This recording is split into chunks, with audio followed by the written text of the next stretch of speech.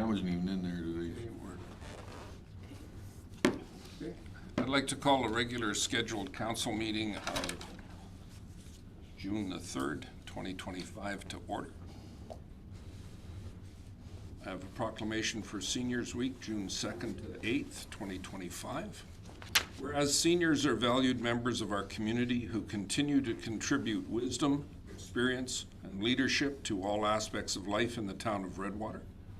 And whereas Seniors Week is an opportunity to recognize and honor the many ways seniors enrich our lives through volunteerism, mentorship, and active participation in community activities. And whereas the town of Redwater celebrates the resilience, diversity, and achievements of its senior residents who have helped shape the vibrant and caring community we enjoy today. And whereas the town of Redwater supports initiatives and programs that promote the well-being, independence, and inclusion of older adults. And whereas by acknowledging the contributions of seniors, we strengthen intergenerational connections and build a more compassionate and inclusive society for all. Therefore, be it resolved that I, Mayor Dave McRae, on behalf of the Town Council of Redwater, do hereby proclaim June 2nd to 3rd, 2025 as Seniors Week in the town of Redwater. I encourage all residents, businesses, and organizations to join in recognizing and celebrating the dedication, skill, and compassion of our seniors.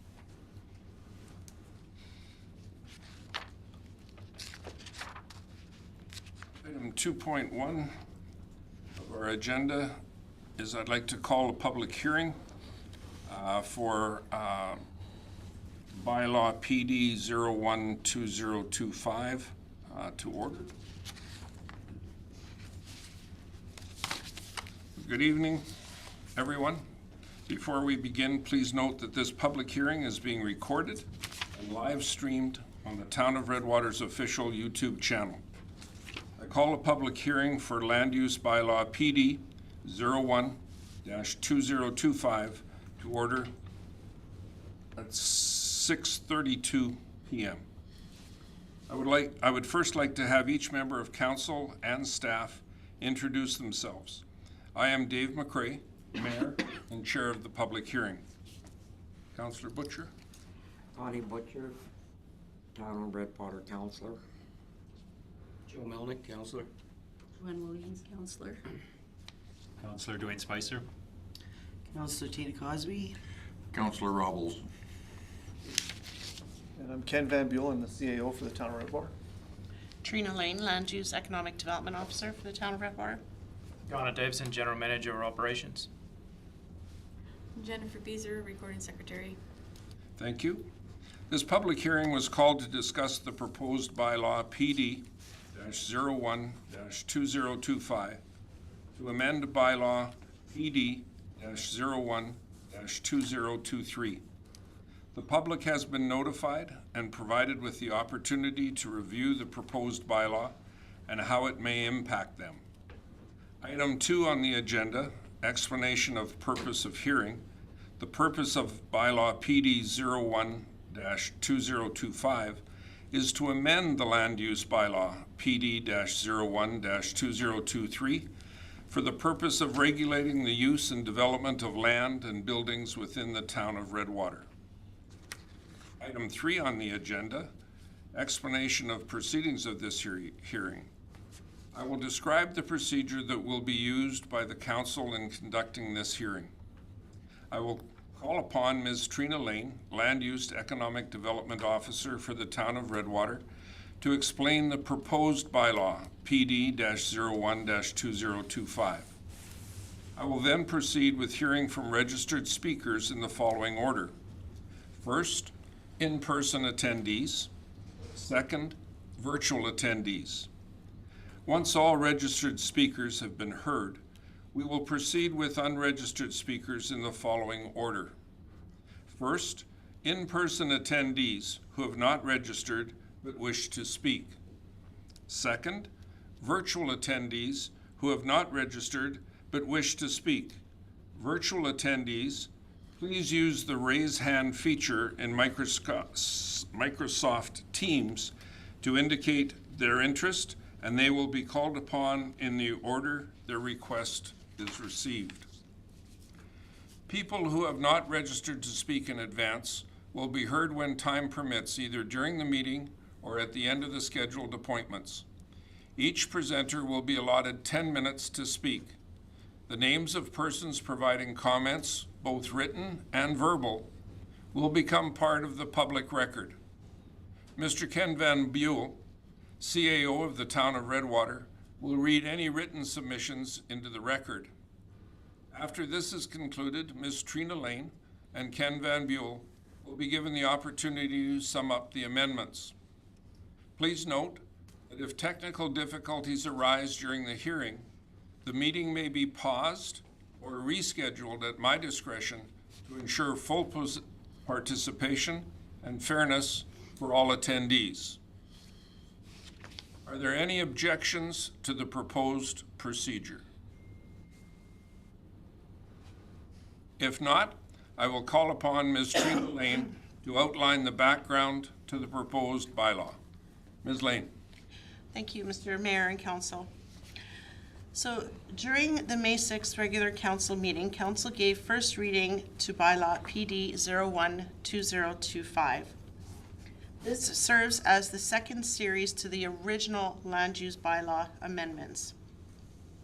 Since then, at that time, administration proposed the following amendments to the land use bylaw. To allow for members of the Municipal Planning Commission to be appointed for a term of 2 years instead of 1. To add dwelling temporary as a discretionary use in various districts. To add office temporary as permitted use in various districts. To add home-based business major as a discretionary use in various districts. To add dwelling modular home to the residential manufactured home district. To add canopy as a discretionary use in the downtown commercial district. To add contractor limited as a permitted use in various districts. To add vehicle auto body repair as a permitted use in the designated industrial park district. To add a provision for accessible parking. To add a provision for the referral of development permit applications. And to add the following definitions to section 7.1. Office, temporary, accessible parking, area redevelopment plan, area structure plan, concept plan, and outline plan. Since first reading of the proposed bylaw amendments on May 6th, administration would like to add the following additional amendments. Section 4.22, temporary office. As previously, we had reviewed this, and since then administration had again reviewed it. And what we're proposing is to add in residential district to paragraph 1 and delete paragraph 2 in its entirety. Number 2, to delete the definition of modular dwelling from section 7.2 and add it into section 7.1. This is just to provide further clarity and ease for administrative purposes. Number 3, add modular dwelling as a permitted use in the residential manufactured dwelling district. Number 4, delete the definition of manufactured dwelling from section 7.2 as there is currently a duplicate definition in section 7.1. Number 5, to amend the maximum height for an accessory building from 3 meters, 10 feet, to 4.5 meters, 15 feet in the residential manufactured dwelling district. By increasing the maximum height restriction to 15 feet, it would allow for the clearance of tracks and openers and increase the flexibility of vehicle storage options, as well as eliminating framing and finishing issues. That concludes the background for this public hearing.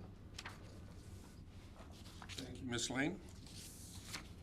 I will now call upon those persons who have registered to speak to proposed bylaw PD-01-2025.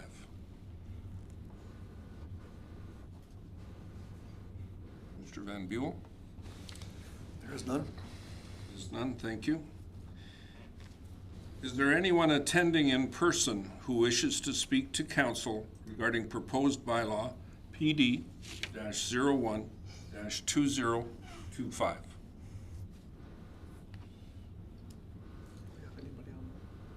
I'm not seeing any. We will now invite virtual attendees who have not registered but wish to speak. If there is anyone attending virtually who wishes to speak to council regarding proposed bylaw PD-01-2025, please use the raised hand function to indicate your desire to speak.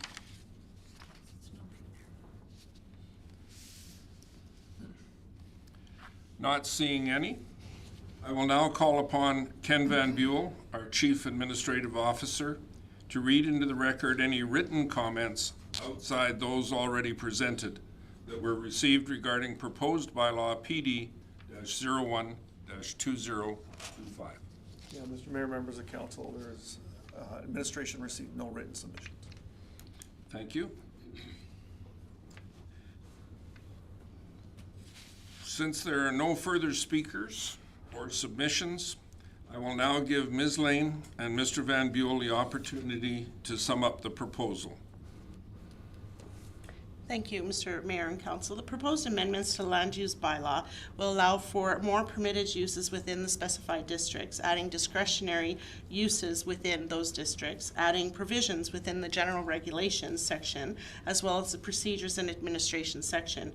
An additional proposed amendment consisting of adding to the definitions to provide clarity and ease of reference for administration.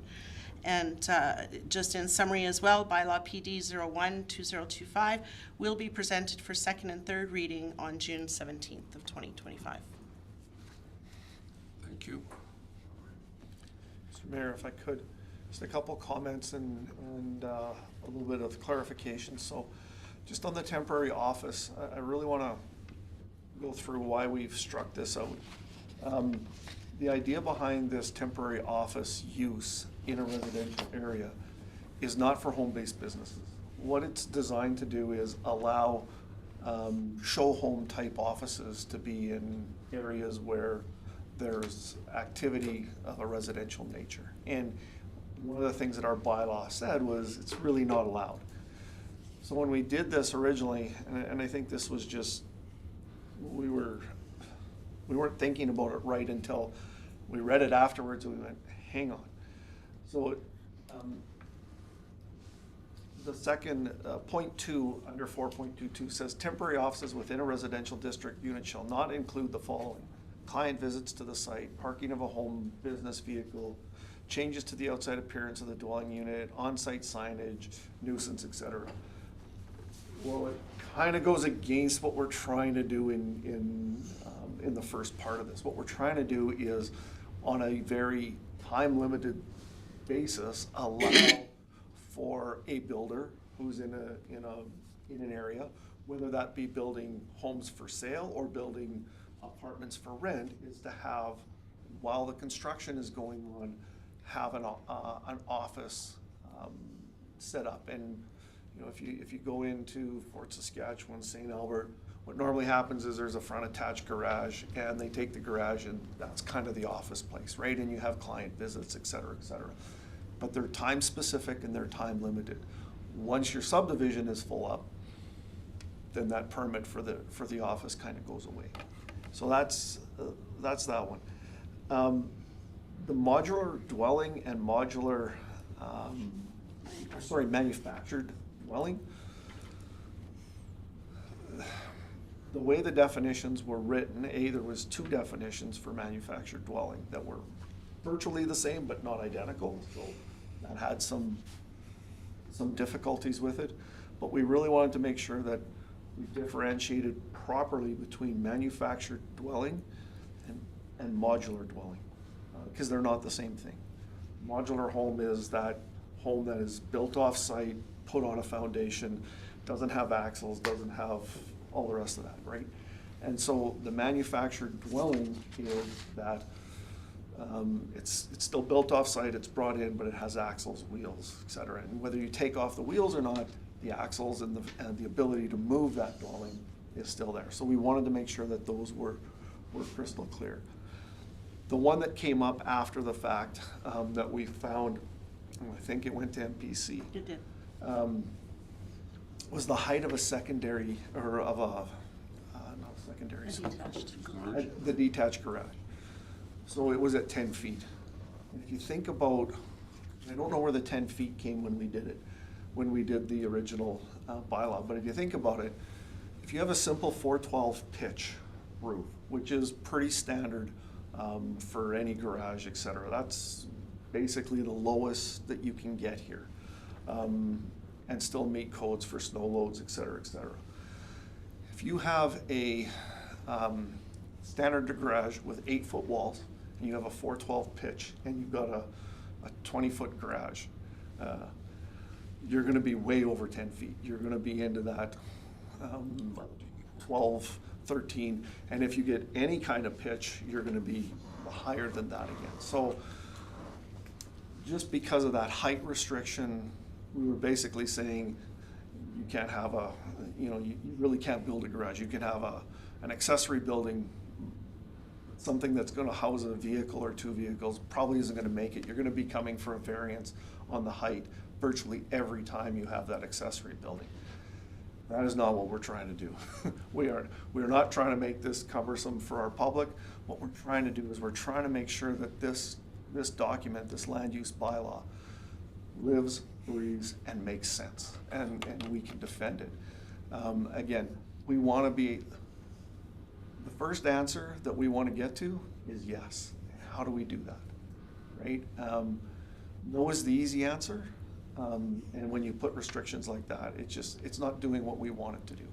And that was our, council thinks back to when we first started going through our land use bylaw, it was, we gotta get to yes. We've gotta make this easy for people. It's gotta make sense. It's gotta be defendable. And when we find things that don't work, we're gonna fix them. And that's, I think, in a nutshell, that's what we're trying to do with these amendments. Our commitment was to look at them twice a year.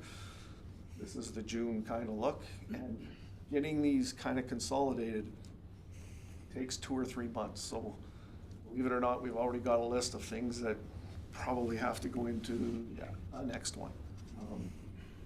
From my perspective, and I think from the administration's perspective, that's okay. That was our promise. We're gonna make this live and breathe. We're gonna make it adaptable, and we're gonna be nimble with it. And I think that's what we're doing with these amendments.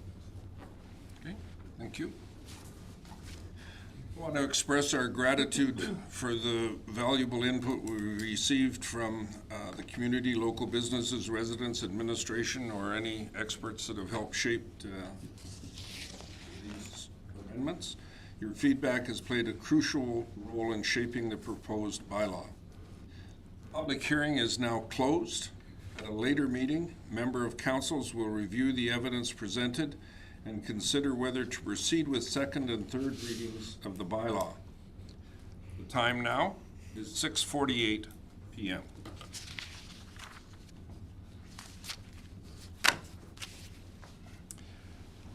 Are there any additions or deletions to the agenda from administration? Yes, Mr. Mayor, administration, I believe, has 1 or 2 additions. Just the one, sorry. Got a whole bunch of correspondence today, and I couldn't remember which one but we do have one for closed session, and it's advice, it's under advice from officials, and it's a letter from the trade union. Okay, different from 14.2? No, I added it and then sent them notifications, so Sorry. that's the one that's in there. Yeah, so that is the one. Super. Anything from council? Look for a motion to accept the agenda as presented. Motion, Your Worship. Thank you, Councillor Butcher. Discussion? Call that question. All in favor? And that's carried. Thank you. I don't believe we have any public input this evening. No delegations and no presentations. So we'll move to 8.1 on the agenda, the adoption of minutes for the May 13th, 2025 council meeting. Councillor Melnick? I'll make the motion to adopt the minutes of the May 13, 2025 special council meeting. Thank you. Mr. Mayor, if I could. Yes. So first, Mr. Mayor, members of council, so this was the one that got deferred from the last meeting, so we've still, and I won't say we jigged it, but the motion was to table, when we looked at the recording, the motion was to table FIN 04 2025. And we didn't have to table that motion because it just didn't receive unanimous consent to go to the third reading. So it doesn't die on the table, but you can't proceed to third reading until the final. So, and I think that's what caused the confusion in the minutes was, and administration should have caught that when the motion got voted on, and that kind of threw the minutes out, because now we were tabling things that didn't need to be tabled, et cetera, et cetera. And again, that's clearly on administration. We should have caught that at the time. Other than that, I think we've got certainly the spirit of what council decided on that 13th, so that the minutes reflect that bylaw FIN 04 2025 did not receive third reading.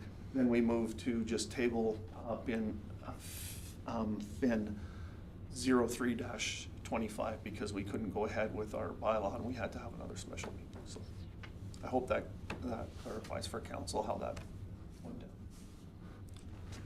Okay. I think there was an adjustment of numbering that had to go with that, et cetera. Okay, thank you. Further discussion on this motion by council? Errors or omissions?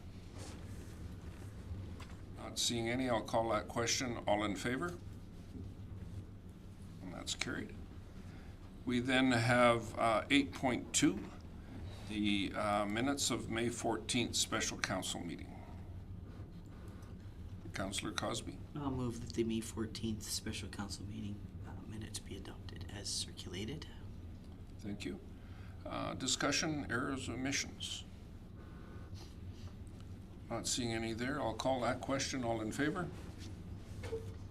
And that's carried.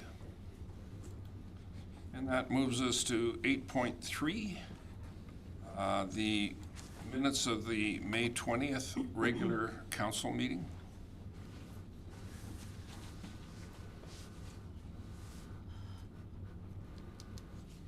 Councillor Butcher. I'll make that motion, Your Worship.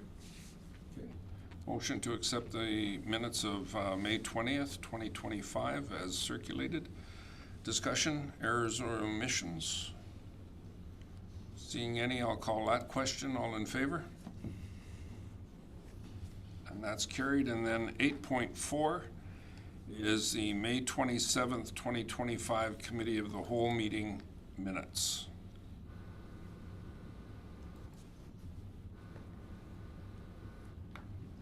Councillor Spicer.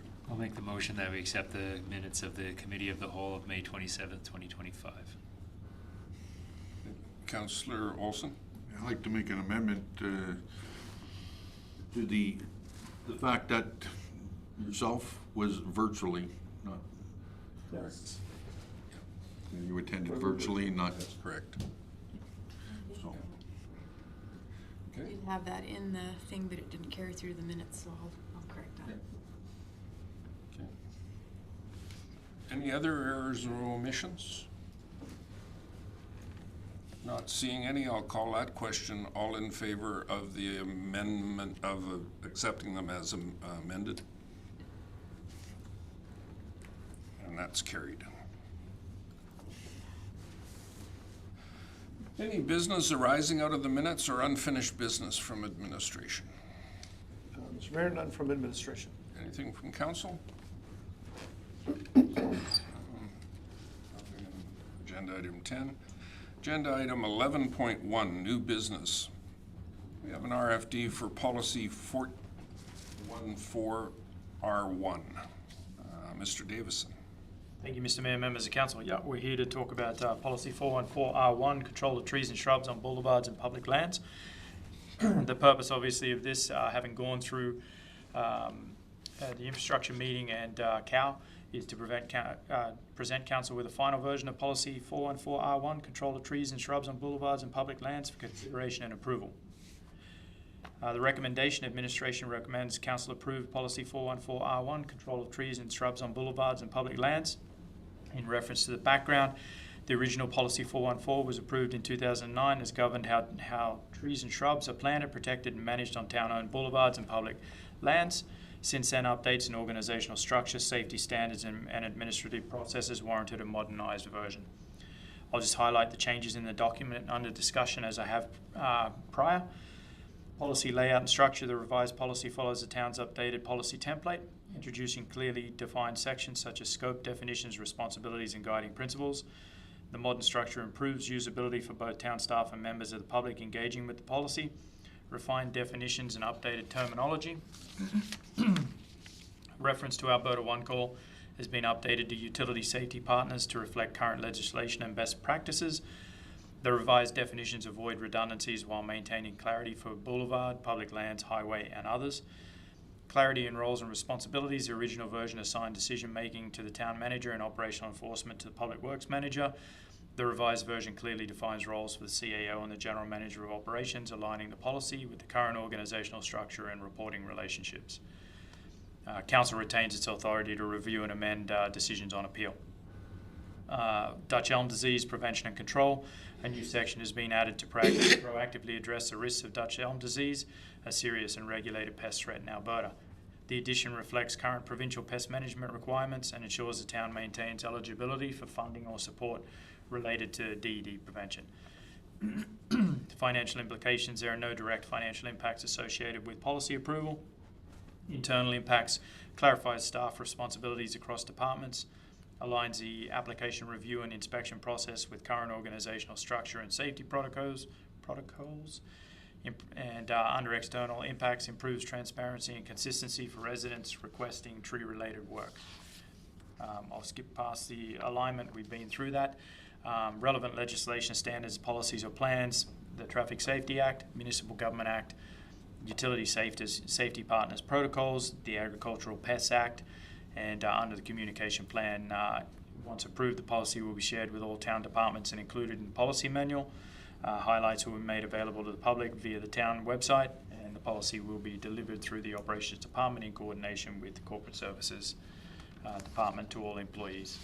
And that is the end of my RFD. Thank you. Thank you. Mr. Van Buell. Again, Mr. Mayor, I just, and I talked about this at the Cal meeting. I think one of the most significant pieces of this policy is the Dutch elm disease. And again, for people in our community, if you listen to this online live or whether you look at it later on, Dutch elm disease, we've always been told, is making its way from east to west across Canada. It started in Quebec and Ontario 20 years ago, 25 years ago. And we've always been told it's a matter of time before the elms in Western Canada get affected. And sure enough, last fall, it happened in Edmonton. They found their first 5 cases. And unfortunately, with Dutch elm disease, you think, oh, it's only 5 trees.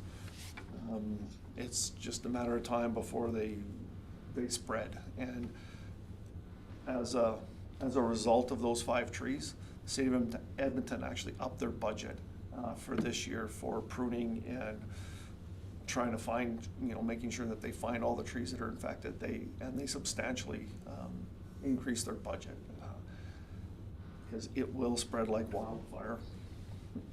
No pun intended in these times, but it will spread aggressively and quickly through your population once it's there if you don't deal with it. So for this policy, the whole issue of Dutch elm disease is forefront in our minds. And we have a significant number of elms in our community that we certainly don't want to lose, and we're gonna do the best we can to make sure that we're on top of that. Thank you. Councillor Olson. Make the motion that council approve the amended policy number 414R1, control of trees and shrubs on boulevards and public lands as presented with the changes at the May 27, 2025 Committee of the Whole meeting. Thank you. Discussion, council?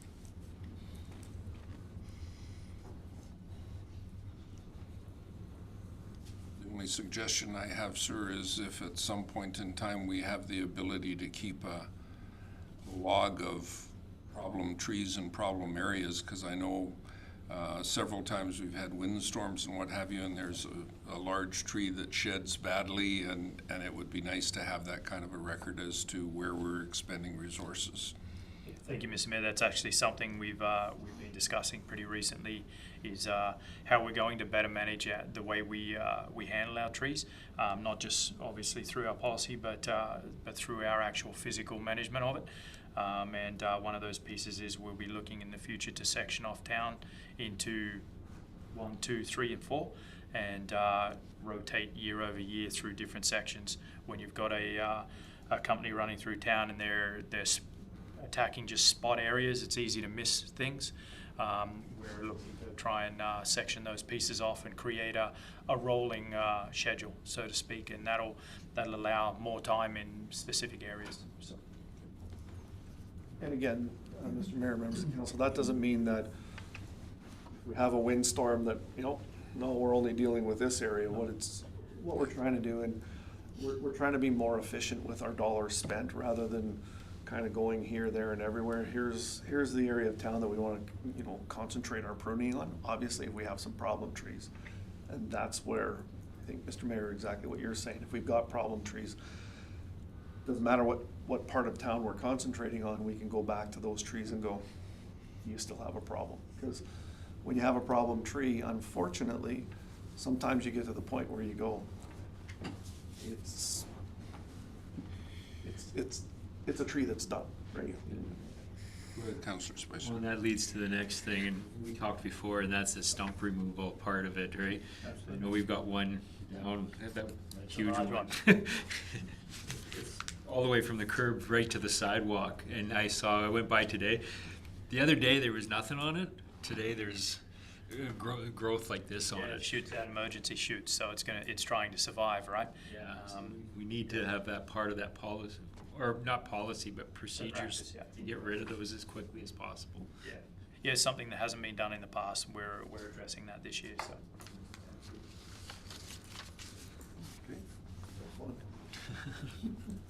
Anything else from council? Problem with that one, it's probably going to cause some other problems when you rip that one out. Yeah, it's a monster. We'll just grind it down and cover it over. We just hope we don't have to go to the sidewalk or to the curb to do it. So. So the motion on the table is to approve the amended policy, number 414R1. And not seeing any other comment from council, I'll call that question. All in favor? And that's carried. Policy 325.1, asset management. And I believe we're back in your hands again, Mr. Davison. Thank you, Mr. Mayor, members of council. Correct, we're back to chat about policy 325.1, asset management policy. So the purpose here is to present council with a final assessment asset management policy for consideration. The revised policy as presented aligns with current municipal best practices and reinforces the town's long-term strategic and operational goals. Administration's recommendation is that council approve policy 325.1, asset management. In reference to the background, the current asset management policy was approved in 2019. Since that time, the town has advanced its asset management practices and incorporating new industry standards, including alignment with the ISO 50000 suite of standards. Recent self-assessments, infrastructure risk reviews, and feedback from administration indicated a need for clearer guidance, stronger integration of risk and life cycle cost principles, and broader organizational ownership. Additionally, a draft of the revised asset management policy was reviewed at the 13th of May 2025 Infrastructure Policy Committee meeting, where a motion was made for administration to present the revised policy to the Committee of the Whole, which was completed on the 27th of May, as we all remember, and the recommendation from there was to proceed to our current regular council meeting with the final version. In discussion, once again, I'll hit some of the introduction of the key enhancements in the asset management policy. The revised policy introduces clearer sectioning, more concise language, and updated formatting to improve the readability for both internal users and external stakeholders through the use of our revised policy template. The updated policy contains more precise definitions aligning with ISO 55000, national and industry best practice. Expanded purpose and scope. The revised policy more clearly articulates Redwater's goals for sustainability, risk management, and life cycle cost optimization, and applies to all physical assets owned or controlled by the town. ISO 55000 alignment. The new version aligns practices with the 55000 standards, reinforcing a structured, standardized approach to asset management. In risk and resilience, the inclusion of the resilience and risk-based decision-making includes a robust risk framework, is new to the updated policy and reflects modern asset management practices. Levels of service, an emphasis on defining, monitoring, and adjusting levels of service with a focus on aligning service delivery to our community expectations. Roles and responsibilities, clearer delineation of responsibilities between council, senior leadership team, departmental leadership, and frontline employees to enhance accountability and internal governance. Guiding principles section, newly introduced. This section outlines 10 modern principles, some of them are covered there, that serve as a foundation for all asset-related decisions. Terminology updates. Several new definitions have been added for clarity, including triple bottom line, resilience, and sustainability, making the document more accessible and consistent with industry terminology. And the updated policy represents a more mature, comprehensive, and practical framework to guide asset management in Redwater. Under financial implications, there are no immediate financial impacts resulting from the approval of the policy. However, it does provide the framework for more efficient and informed capital planning, life cycle budgeting, and funding applications. Internal impacts. Supports cross-departmental alignment and capital planning and maintenance, clarifies staff expectations and roles in asset stewardship and data reporting, and encourages a more proactive approach to condition monitoring and life cycle forecasting. As far as external impacts are concerned, reinforces public accountability through transparent, well-structured asset decisions, positions the town more favourably when applying for senior government funding or participating in collaborative infrastructure programs. Under relevant legislation, standards, policies or plans, the Municipal Government Act, ISO 55000 suite of standards, Redwater Strategic Plan, and FCM Municipal Asset Management Program. Under the communication plan, upon approval, the policy will be shared with all town departments and included in the corporate policy manual. The policy will be delivered through the operations department in coordination with the corporate services department to all employees, and highlights will be posted on the town's website. And that's my RFP. Thank you. Anything, Mr. Van Buell? Nothing from myself. Councillor Cosby, go ahead. I'll make the motion that council approve the amended policy 325.1, assessment management, as presented with changes at the May 27th, 2025 committee of the whole meeting. Thank you. Discussion from council. Go ahead, Councillor Owens. Thank you. I know nothing of 55,000 ISO. I know a little bit ISO, but not 55,000. How does an as-built situation come into this?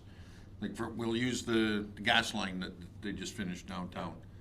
So the as-builts are sent in, obviously, to you guys so you can update whatever program we're using for your undergrounds and that, and then that somehow gets transferred into the asset management plan because obviously Yep. increases the value of that asset in that area. Absolutely. So it has a bunch of accounting pieces to it, which I won't necessarily delve into, as that's Allegra's ballpark, and I would hate to jump Yeah. ahead there. But Wait for back that situation in the office. yeah, that's right. And but really, in relation to that, what it basically means is a 55,000 set of suites. It outlines definitions. It outlines what an asset management plan looks like, what an asset management strategy looks like, and how to set one up. Outside of that, all of that and what you just described is part of the 55,000 standards. It just means that we're basically going to take a structured approach. So we'll engineer, we'll get our drawings, we'll update our maps, we'll go through the audit process with Fed Gas, and that's all part of your asset management plan and your strategy. So it just ties everything together with a nice little chain, and makes it easier. And when you come around for capital planning, then you've got all this information to come back to, recall it. The things that it really brings forward are the things that we're lacking at times, which is For instance, when we were looking at our lagoons, we couldn't find drawings. When we're looking at doing certain capital upgrades, there's information that we don't have. And that information is important and sometimes costs you a lot more on the back end to reproduce it after. If when we go through an asset management plan, if we keep hold of that information and we do the right thing with it, then in the future we have that whole link. And it just puts everything in place where it goes, and it also helps us with our life cycle costing.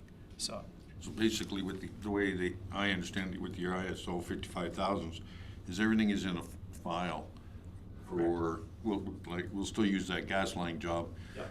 You know, so gas project 2025, Yep. drawings, bills, new as-built, everything is in the file for that. Absolutely. If anyone ever wants to see it, we have the folder from last year's gas line replacement that we did, and we are producing the one for this year. It basically has your pressure testing, your drawings, your mud maps, all your certifications for your pipe that you use to show that the pipe you were using was certified. So it produces a binder. That binder becomes part of that asset management plan. So, yeah.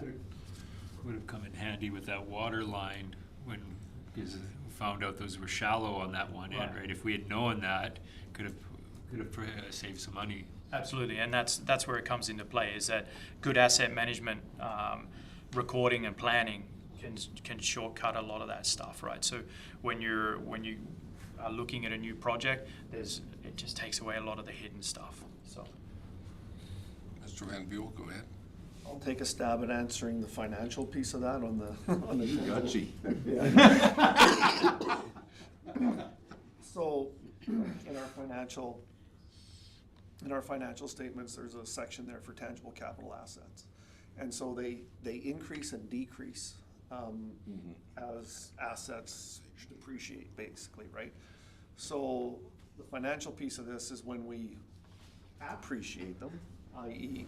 we do an upgrade on them, then that portion gets added to our TCA before, after the depreciation, so you know what your final account is for your tangible capital assets on a go-forward basis. The other piece of that is, as Mr. Davison said, if the gas line goes from, 50, and I'll just pick one, if it goes from 55th Street to 53rd Street, was it all replaced one year, or did you just go from 55th Street to 54th Street in this year? And then, because what it does is it tells you exactly what the lifespan is, and that's what relates back to your TCAs. Hopefully that. And Allegra, if I mess that up too bad, I I was apologize. gonna say, we'll find out in 2 weeks when Allegra tells us. amortization, depreciation. I think the easy explanation is when you look at the financial standing of the community, we have assets in the form of money in the bank. And then you look at the asset number of pipes in the ground, buildings sitting on ground and everything else, and the disparity between the two is huge. So obviously our physical assets are most important to the town. They're the thing that cost us the most. And the reality is we spend an awful lot of time, effort, and energy protecting that money in the bank. We have to protect our assets with as much vigor, and this is the way of doing it. Anything else from council? We have a motion on the floor to approve the amended policy 325.1. I have one question. We've been, other policies, we've gone FIN 04-2025. No, we've renumbered our bylaws to go FIN 25. So the policies we haven't changed. Policies, you continue, okay. We left alone. Yeah, okay. Asked the same question this morning. I wasn't sure if I'd missed something. And the reason we've done that for bylaws, sorry, Mr. Mayor, I'll just explain. Because our bylaws, I won't say they carry more weight, but they have more regulatory issues with them. And we want to make sure that and the 2025 is important, because that tells us what year, et cetera, right? And And we want to make sure, because then you can follow the trail, especially when it comes to our tax rate bylaws, et cetera, right? We want to be able to follow what happened in what year. And so the year on those is important versus them being an 800 or a 900 or like, that doesn't tell you what year you're looking for in a bylaw. So that's, and then the second part of that is all we've done is to make it even a little bit more, a little easier. It says finance, we know it comes from corporate services, et cetera. So you know who the owner of the bylaw is. Anything else, council? I believe, if I'm not mistaken, Tina, you made the motion? Yeah. Okay. I just wanted to confirm that because all of a sudden I had a who made the motion moment. So the motion is on the floor to approve the amended policy 325.1 asset management. No further discussion. I'll call that question. All in favor? And that's carried.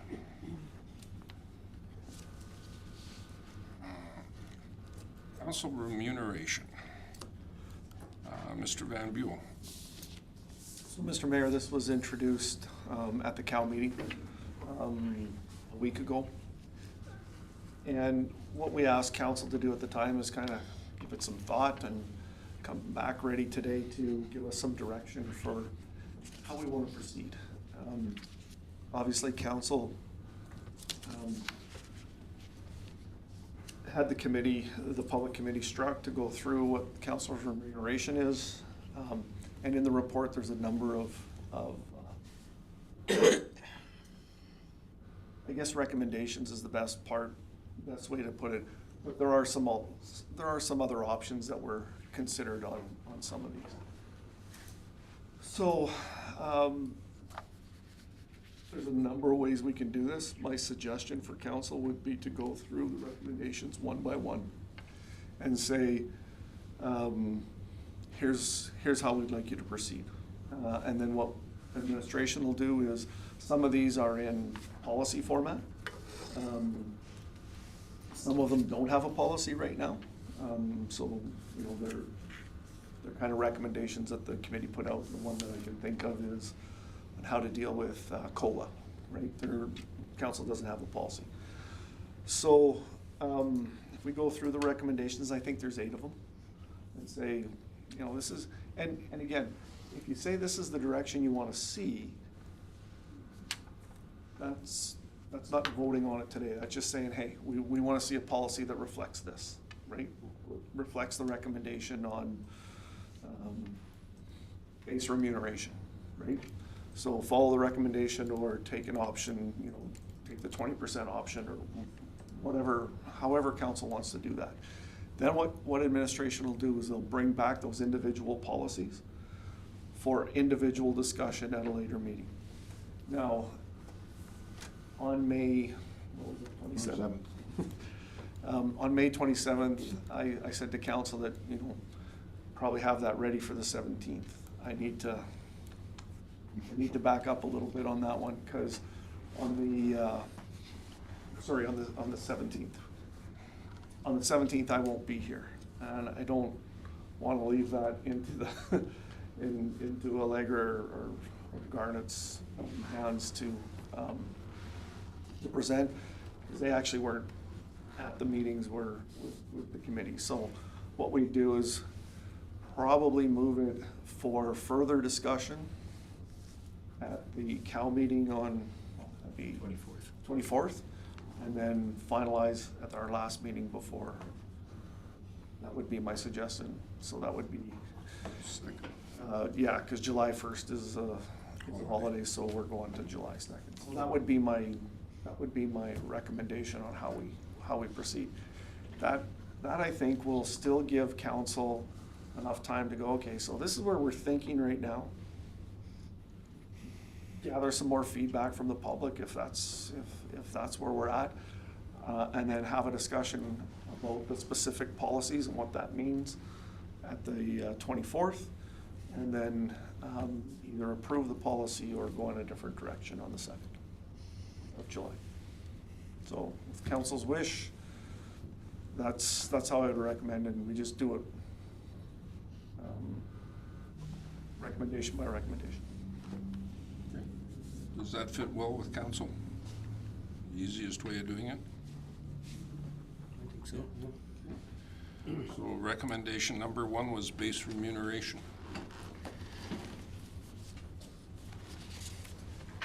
So now, we probably need a motion from each one for discussion, because it's not a town meeting, because, you know, we are in a regular council meeting, so, you know, and I would suggest that a counselor put a motion on to say we either follow the recommendation or pick an alternative, whatever. ABC. ABC, yeah. And then have a discussion about it, and then we'll have direction from there. And again, just because we said this is how we want to see them, that's not approving the policy that way at this point in time. This is for administration to come back with a revised policy that follows this direction. So our expectations are that at another meeting, we will see something concrete that Concrete. requires a vote. And then that'll have further discussion, and then that'll move through to a meeting for ratification. Correct. Base remuneration. Go ahead, Councillor Williams. Make the proposed motion that council receive the council remuneration review committee final report from June 3rd and to provide direction and input. Is that not what we want to do? No, we're going to see. That's the motion we had at our last meeting at the cow. Oh, sorry. So we're just going to go to remuneration and, yes, council remuneration. And as Mr. Van Buell suggested, we just have a motion for discussion If you agree, at some level. Go ahead, Councillor I'll Olson. make the motion that the council recommends the 10% reduction in base remuneration.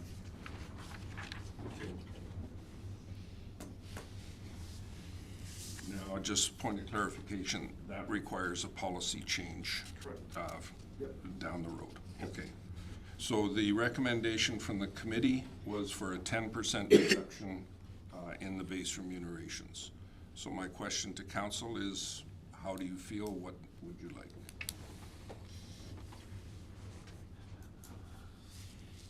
Go ahead, Councillor Olson. I'm happy with the 10%. I mean, I think I brought this up a couple of years ago with budget deliberations, but, you know, what I don't agree with within the report, and I said it to them last week too, is they keep talking about attracting people like it's a job.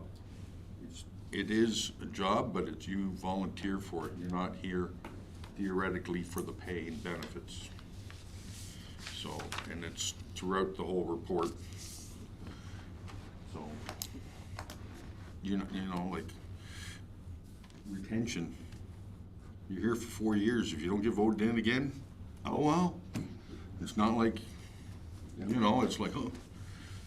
So it's, and I've thought, like I said, I mentioned it last week. I just don't agree with the way they sort of termed it with retention and retaining and getting better people, encourages broader people, you know. Doesn't say you're gonna get better people because you pay them more. All you do is ask industry. Go ahead, Councillor Mullen. So I agree with it too, but I'm just thinking, the way they structured it, if I'm not mistaken, was, anyway, wasn't it so you get paid for your other committee meetings anyway, so you can make it up, excuse me, even more than that, what you're losing anyway, if you attend all of your meetings. And You're voting on that separately, though? I know, but I'm just saying though, isn't that like, I'm kind of just balling it together and just saying, if you take the reduction, it's a reduction, but I'm just saying on the other end, I know we voted on it separately, but, you know, you could make more even the other way if you, with all your committee meetings, right? Yeah, Mr. Mayor, members of council, I'm just trying to think of the numbers off the top of my head. I don't know that you could make more. But I think, I'm gonna get paid for MPC, Yeah. but I never did before. I'm gonna get paid for the golf club meeting, golf tournament meeting, but I never That's what I did mean. before. So you're losing it, but I'm just saying, the counselors could make even more than what we're deducting. I guess if a counselor was on that many committees, I think technically it's possible. But when we looked at the distribution, I don't recall any of the numbers being more, certainly equal. Like, getting to the same number that you're at right now is, I would say, highly likely. Right? Now, could you go over that if you, because if you went to enough meetings, yes.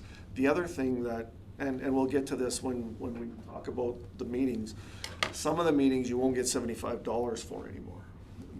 20 or If you follow the committee's recommendation, because there's now this 0 to 2 hours, which is less than before. So that's why I said, could you get to the same number? Probably highly likely. I guess maybe I worded it wrong. I don't mean we could get to that. I just mean, if we look at it a loss, if you look at it a loss to our wage or whatever we get paid to the month. All I'm saying is, with our committee meetings, anybody can make it up, or whoever runs again, or you know what I mean. So you can't look at it as we're losing a bunch of money. It could work out to the same. I guess I just worded it wrong. I guess Thank you, Mr. Van Buell. When I looked at it more of as an equalization, trying to withdraw on the one side of guaranteed, I don't have to come to meetings, I don't have to do anything, I can just show up once a week and I'm going to get money for it, as opposed to somebody who, and we saw this in the last term, where we have restrictions on who can be on some committees because they're unable to drive or they can't work and be on a committee at the same time because the committee meets during the daytime.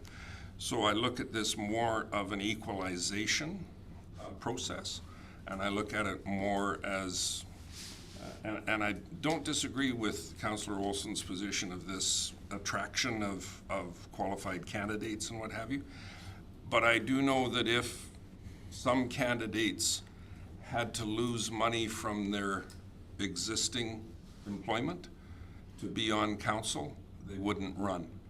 And it may allow them to make up what they lose in a day if they have some remuneration coming in from the council position.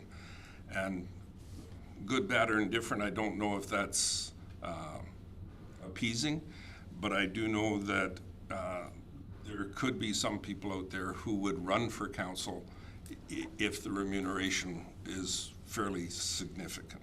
Let's put it that way. But good, better, I can't say that's the case, but it might be a broader base, that's all. Go ahead, Councillor Rose. For what you said with lost wages and that, on average, if you didn't, an individual who's working, well, when I was working, you were taking, if you went to AB Munis, you're looking at 3 days vacation, 2 more days vacation for council retreat, and then if you go to FCM or anything else, just orientation, you're looking at what, 3 days between orientation and the new, you know, I mean, and with some people, especially depending on how long they've been with the company, they could be only have 2 or 3 weeks vacation. And they got to look at that. But I mean, when I was working, $150 didn't cover me to coffee break. So, first coffee, you know, so it's like, why? You know, like, can't really look at it, you know, there is a little bit of money going in, but odds are you'd have to take vacation if you're gonna be gone for the day for conferences or meetings or anything else, so. Go ahead, Councillor. If you're self-employed though, you don't even get Yeah, that. well, yeah, You well, as I was when. you walk away from a day of work, walk away from a day of work. And you look at someone like my son, whose last job was holiday pay. That's all he got was holiday pay. Yeah. He never got time off from work. He couldn't take that day off to go to something. He had to not show up for work and not get paid for that day of work, which is what you're talking about, the same thing with the business owner. Yeah. So all I'm saying is, and I hate to use that term of improving the opportunity to get more people, but I think it gives us an opportunity for a broader base, that's all. There are some people who don't fall into the same categories we fall into as far as being able to get off work and that kind of stuff, so. Go ahead, Councillor Spencer. This is probably not going to be a popular idea either, but they use our cohorts and what they're doing and stuff like that. And oftentimes, when it comes to volunteer organizations and not-for-profits and stuff like that, we tend for people to have to sacrifice. And there's nothing wrong with that, but my background is with, I know a little about pastors, and we often underpay them for the work that they do and the organizations they run because it's deemed that way, right? Our not-for-profit people too, they go and they run these organizations, and their salary's half of what somebody would be doing running the same company for profit. So using cohorts is good, but at the same time, it's not a full reflection of necessarily the job that's being done. Honestly, I would keep base remuneration where it is. Like, it's fine to give like the 10%. It sounds good, but I don't think that we're actually underpaid for what we're putting in. So. Anything else?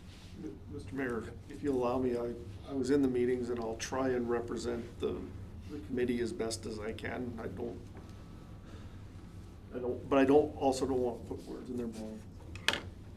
What I can tell you from the discussions that happened was, I think there was that realization that Councillor Spicer just said, is that, you know, nobody's gonna get rich doing this, and I don't think it was the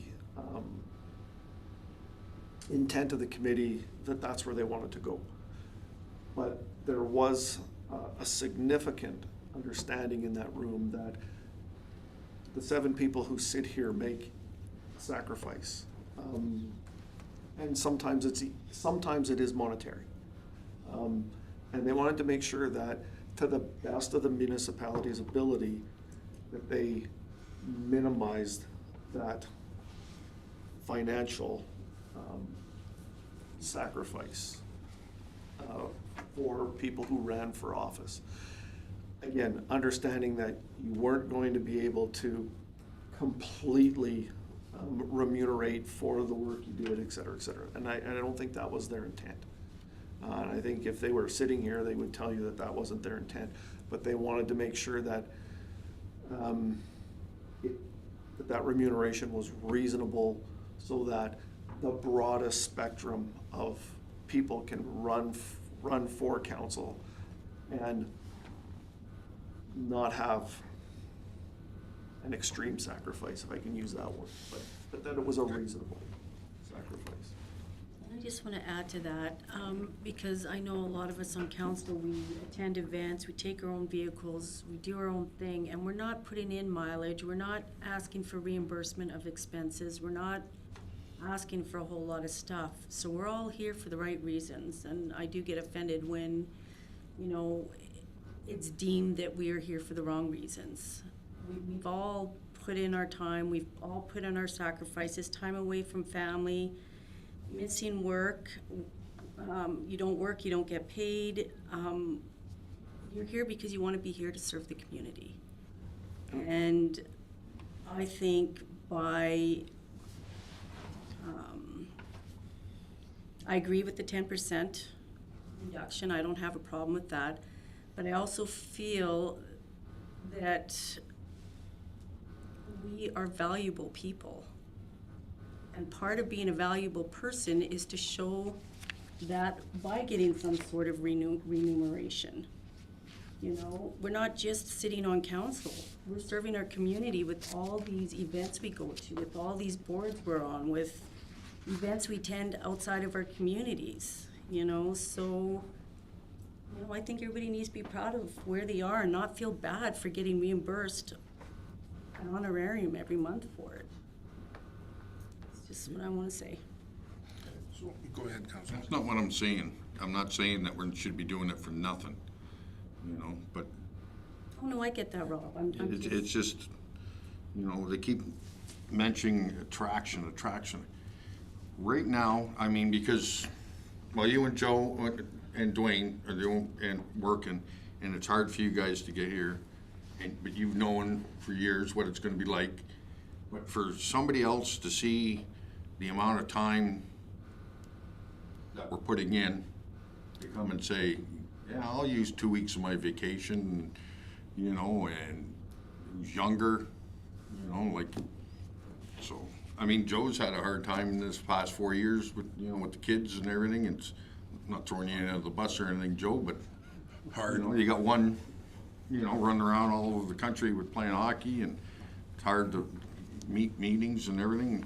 Well, you've done a great job with it, but I mean, I think it's harder for somebody who's working full-time to, I'm not saying this against you guys, to sort of put 150% or 100% into it, because of the fact that they're, at the back here, they're talking about unfairness, like with committees and that, you know, and it's, you almost gotta be semi-retired, retired, you know, and I hate to say it, in order to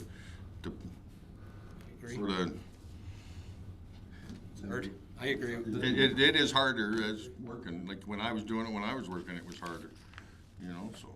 I encourage people to ask some questions who are gonna run to people who are on council, because I wish I had asked more questions too, you know. I'm not saying anything bad about it, but I'm just saying, if you are working, you nailed it. It's hard to do your family life and your work, and work gets busier sometime, or it's slower, you know.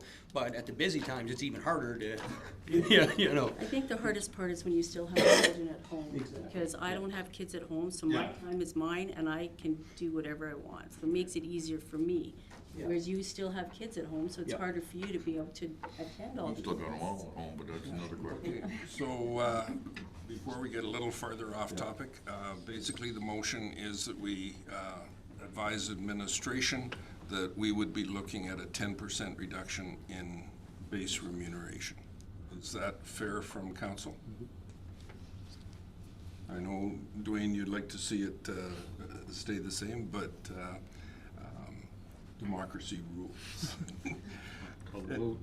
Anything else from council? Okay, on that motion, I'll call the question. All in favor? Any opposition? No. Good. Second recommendation was per diem rates, and I know this had some looks to it, so. Mr. Mayor, I'll just, if you don't mind, I'll just kind of summarize. So right now, again, we have two rates. There's a full day rate, which is over 4 hours, and we have a half day rate, which is under 4 hours. And the rates are 75 for the half day and 150 for the full day. What the committee is recommending is that we go to a bit more of a split, and you have a 0 to 2 hour rate of $50 per meeting. The 2 to 4 hour rate stay at $75 per meeting. And a 4 to 8 hour rate for $150, so the full day. So again, that doesn't change. But then adding a conference and education session rate of $125 for those. So again, and the rationale on this one, I think, was not fairly unanimous. It was unanimous around that table. Was that one, they wanted to make sure that you kind of get paid for the work that you do. And again, this 2 hour rate, there's a lot of meetings that are fairly short, and they wanted to recognize that. And they really wanted to recognize that those longer meetings, that it's not just the meeting time that you're being remunerated for. You're also being remunerated for that prep time, right? And that was the rationale for why this education or conference rate, where you go, you're not prepping the same for a full day or, you know, an 8-hour conference or education session as you are, you know, if you're going into a 4 or 6 hour meeting, or even prepping, you know, for council retreat, whatever, right? There's more prep time required for that than there is an education session, et cetera. So that was the rationale behind those. Go ahead, Councillor Cosby. I'll make the motion that we move forward with the committee's recommendations on the per diem rates. Okay. Discussion? Go ahead, Councillor Olson. Like Mr. Van Buell said that, you know, they were thinking about prep time. What about those meetings that are over 8 hours? You know, we're not, they compensating us for our 15-minute MPC meeting with 10 minutes of reading. You know, getting compensated for that, which we never did before, which I don't know why we would. To me, that's part of being a counselor, being on these subcommittees, as far as like the infrastructure and the policy committees, I'll say, and the MPC and what's the other community services and joint use and all that. To me, I feel that's just part of being a counselor, you know. Otherwise, it sounds like we've been getting paid, or, you know, we're getting paid X amount of dollars to attend our 3 meetings, right? 1,500 or 1,400 to attend council meeting, cow. So,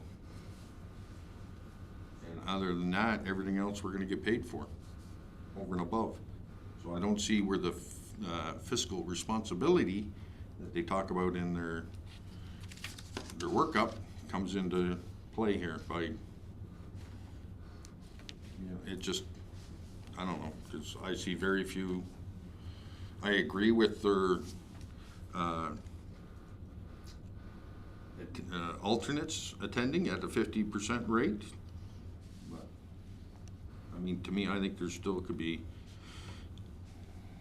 work done on this because of the over the 8 hours of, you know, especially where they're taking into account for travel. You know, so. Paid for your kilometers, right? Sorry? You get paid for your kilometers on top of that anyway, right? Paid for you, that's mileage, that's a whole different thing. But this year, they're saying they're taking into account, same as before, your travel time and the meeting time. If it's between 0 and 2 hours, you'll get your $50. 2 to 4, you're 75, and so on and so forth, so. You'd still get your mileage on top of that if you took your own vehicle, so. I just don't agree with it. I don't see where the fiscal responsibility is. Go ahead, Councillor. I just want to go back to what we get paid as an honorarium for a month. It's not just for 3 meetings, or possibly 4 meetings. We attend a lot of events as a counselor. We put a lot of time into our community. You're gonna get paid for it now. That's okay. Well, then I'm misunderstanding what that is. I thought that is for attending meetings, like being on subcommittees and stuff. That's not to attend Chris Kringle.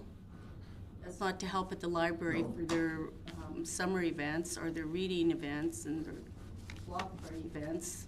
Cooking hamburgers. Or cooking hamburgers, or to, you know, the library needs people to do 3-hour shifts each for the roundup. We don't get paid for that. That's not part of this meeting thing. Am I misunderstanding this? No, that's correct. Okay. No, but it's, to me, that's part of being a counselor. You know what I mean? You shouldn't be looking for pay every time you walk out the door to go attend something. I've attended, God knows how many parades in the 15 years and haven't got a dime. But that's not what this is Not talking even about. mileage. That's not what this is talking about, though, is it? Well, this is all the extra meetings, and you're talking about stuff that we do as a counselor Yes. that we don't get paid for, like the library. I'm saying the same thing. 15 years I've attended umpteen dozen parades and haven't got a dime for it. That, to me, is part of being a counselor, and it comes out of your honorarium and allowance. That's exactly what I just said. Yeah, I know. So, but that's why I'm saying, why do we have to have it cut down? So now that I'm getting paid for the MPC, now I'm getting paid for joint use, now I'm getting paid for this and that. If you don't put it, I put all my meetings on my timesheet, whether I get paid for it or not. It's there, it shows, if we had them on the website, you'd be able to see that, yes, I attended all these meetings. And this is what I get paid for. Absolutely nothing, absolutely nothing.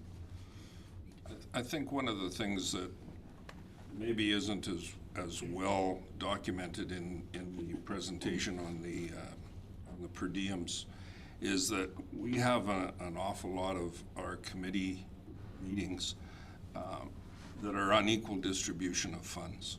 We have people who attend meetings on our behalf specifically because I ask them to, basically as the mayor, and they get nothing, whereas we have other members of council who go to other meetings and get paid quite handsomely to go to those meetings.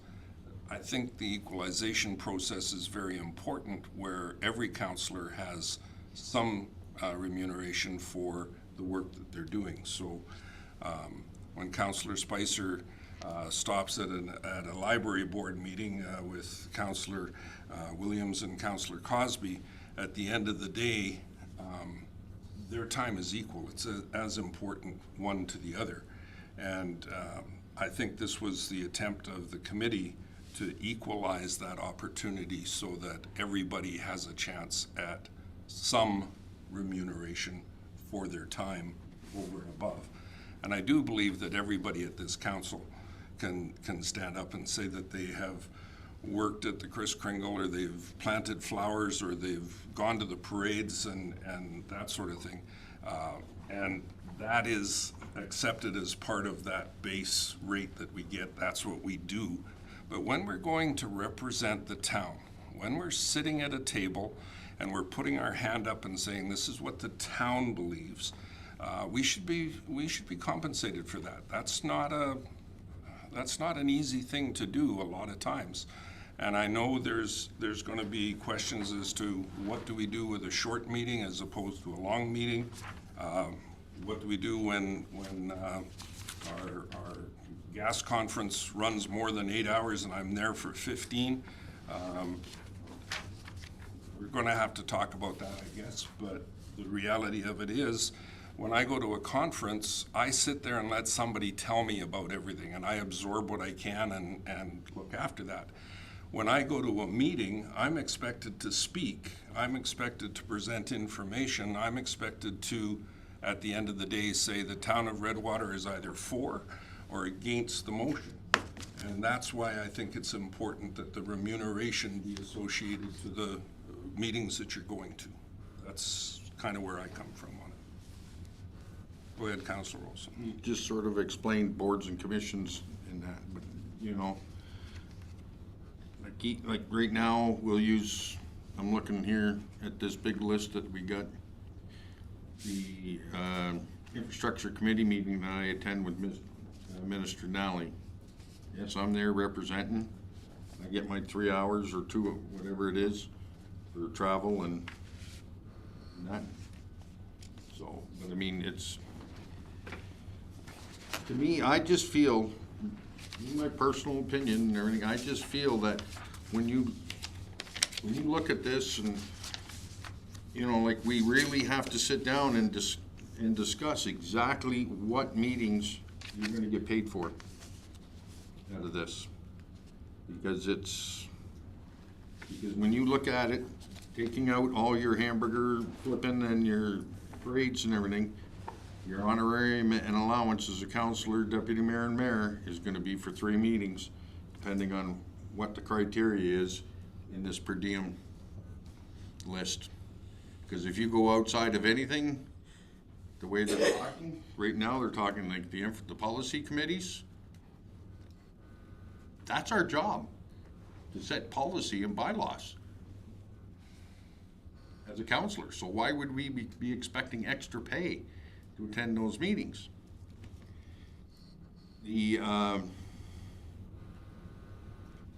what was the, lost my train of thought here, like the MPC is, it has to have councillor members on it, so we're dictated by bylaw, if I'm not mistaken on that one? Yes, because it's in the land use. So we have to attend those ones, and, you know, it's just, there's ones that you have to attend and should be attending as a councillor. And I just don't believe that we should be getting extra pay for it. Go ahead, Councillor Butcher. Well, through the years, I've seen a lot of changes here, but we has taken a 10% pay cut. And as other councillors have said, our prep time, our reading time, I spent 2 hours, 3 hours of my own time reading this recommendation over and over again. And I think we should get it. We're not here for the money. But the minute you walk out your door, you're a public figure. And you have to act like a public figure. You volunteer as a public person. And I've never had a problem with it, but I do think that, you know, we should get some remuneration for the boards that we sit on. Mr. Van Buell, this would have to be a new policy, would it not? It's, right now, our meeting rates are in a policy, Yes. so it would have to be substantially rewritten. for sure. Revamped. Yeah, it would have to be revamped. Within that policy, it can be identified as to which are and are not compensable meetings, similar to what we have now, correct? Yep. Okay. Is it an onus on administration if they were to compile a couple different variations of what that committee would look like? I know at every organizational meeting, we present a list of committees, who's on and what and why and so forth. So is that a possibility when we look at the policy, that it will have some identifiers as to what is and isn't in the pool? Yep. Sorry, excuse me, Mr. Mayor, members of council. Certainly we could put together one or two options with saying, you know, and I was thinking about this as Councillor Olson was speaking. You know, one of the options could be differentiating your meetings where it's just members of council at a meeting versus where there's members of council, of Redwater Council and another council, or Redwater Council and the public. You could differentiate that way. So to Councillor Olson's point, that would mean that the committee meetings, the policy, the infrastructure policy, would still be in your in your honorariums, right? Would be compensated. So that, you know, right off the top of my head, that could be one option that we could give. You can go back to the same definition that's in the policy right now. Here's what is, and there's another option for the council wants to think about. We could certainly put together what those look like, and we could do some rough numbers. And here's what I tell you: even the numbers that we've given you, they are plus or minus 5 or 10% based, because the accuracy of them, I wouldn't say it's 100%. So there's a plus or minus factor. And with us doing, you know, some options, that's what we'd be able to give you as well. Some rough options, plus or minus, based on what is today.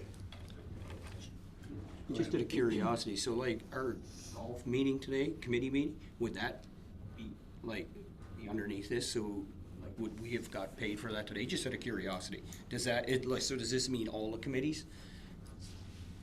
From the way I read the recommendations, yes. Oh, okay, so it'd be all, okay. However, just to take exception a little bit to what Councillor Olson was saying, if he went to the golf meeting at 3 o'clock, finished that meeting by 4 o'clock and ended up at MPC until 5 o'clock, he's only entitled to the 2-hour. Well, see, I'd argue that because it's two separate meetings, Two separate meetings, but you can't double dip. not double dipping. Yeah, you're taking one meeting and a second meeting at the same They've set time. the rates are set. I'm at a separate meeting, NPC, it'll be on my timesheet, $50. Golf tournament, tournament meeting, $50. And that would be the argument as to how you get paid twice for the same time. But anyway, That's the time span that's been put in the policy. But that's what I'm saying, And those two are separate some of the- meetings, at two separate facilities. Yeah, Mr. Mayor, members of council, and Councillor Olson, that would be the, like, you can, like, again, Yeah. this is a policy that has to be, you know, fleshed. fleshed out. for sure. You can change those nuances, Oh, yeah. like, however council sees fit. I was just kind of asking because I volunteered for the golf committee, you know what I mean? So that's why I was asking, yeah. Yeah. Yeah. I Okay, the don't- question I have is what it was recommended is the alternates go to the meetings. Like say Dwayne and I go to Rose Ridge. Dwayne gets paid, I get paid, all right? But what happens to the mileage? Do I end up having to pay Dwayne for gas to go to this meeting? If I'm not, can you fill me in on what the Rose Ridge compensation structure is? What happens with it?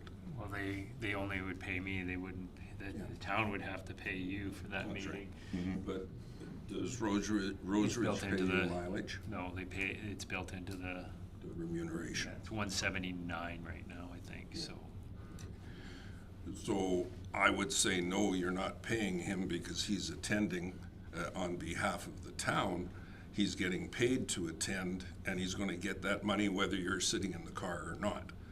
If you asked him as an alternate to drive you, and you got paid the mileage, then you would owe him the mileage because you took his car.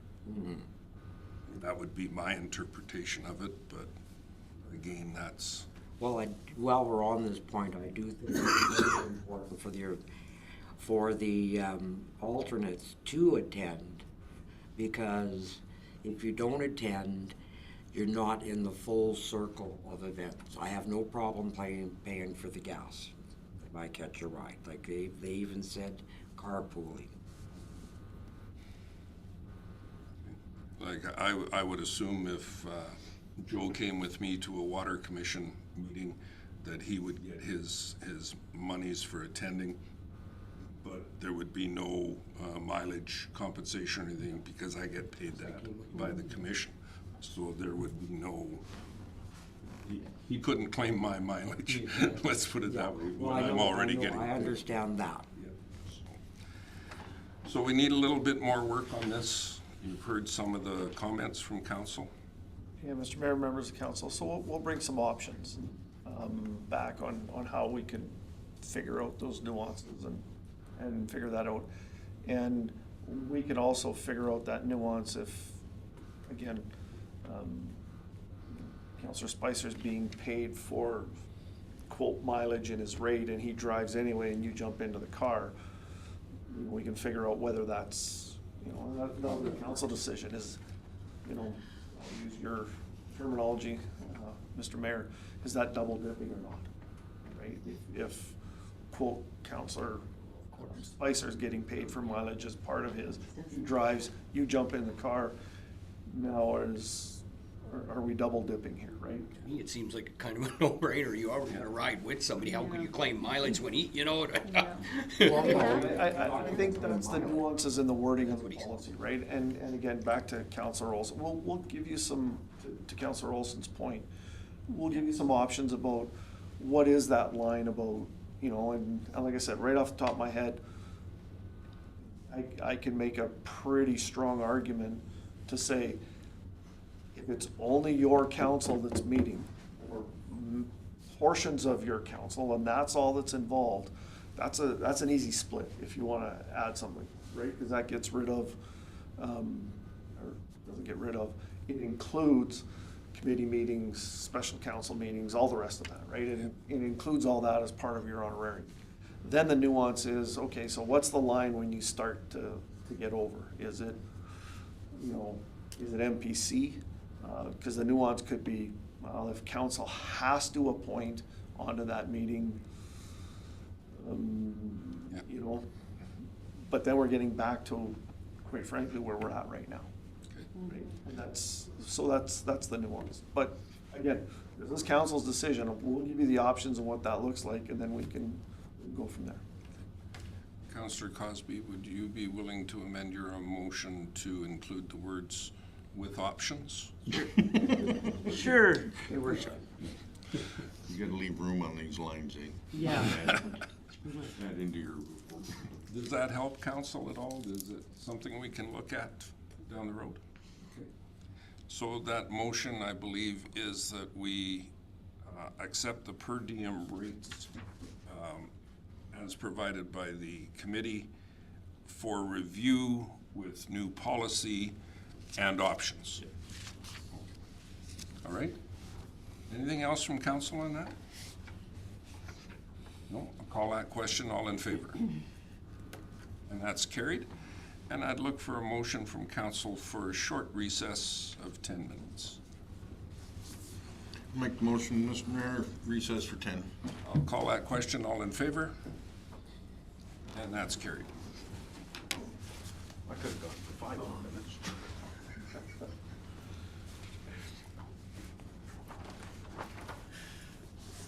You around, boss? You don't want to stay here? I didn't say I didn't want to stay. I asked if you needed me here. You're gonna hurt all my feelings. You're gonna need a coffee. I almost got up and walked out.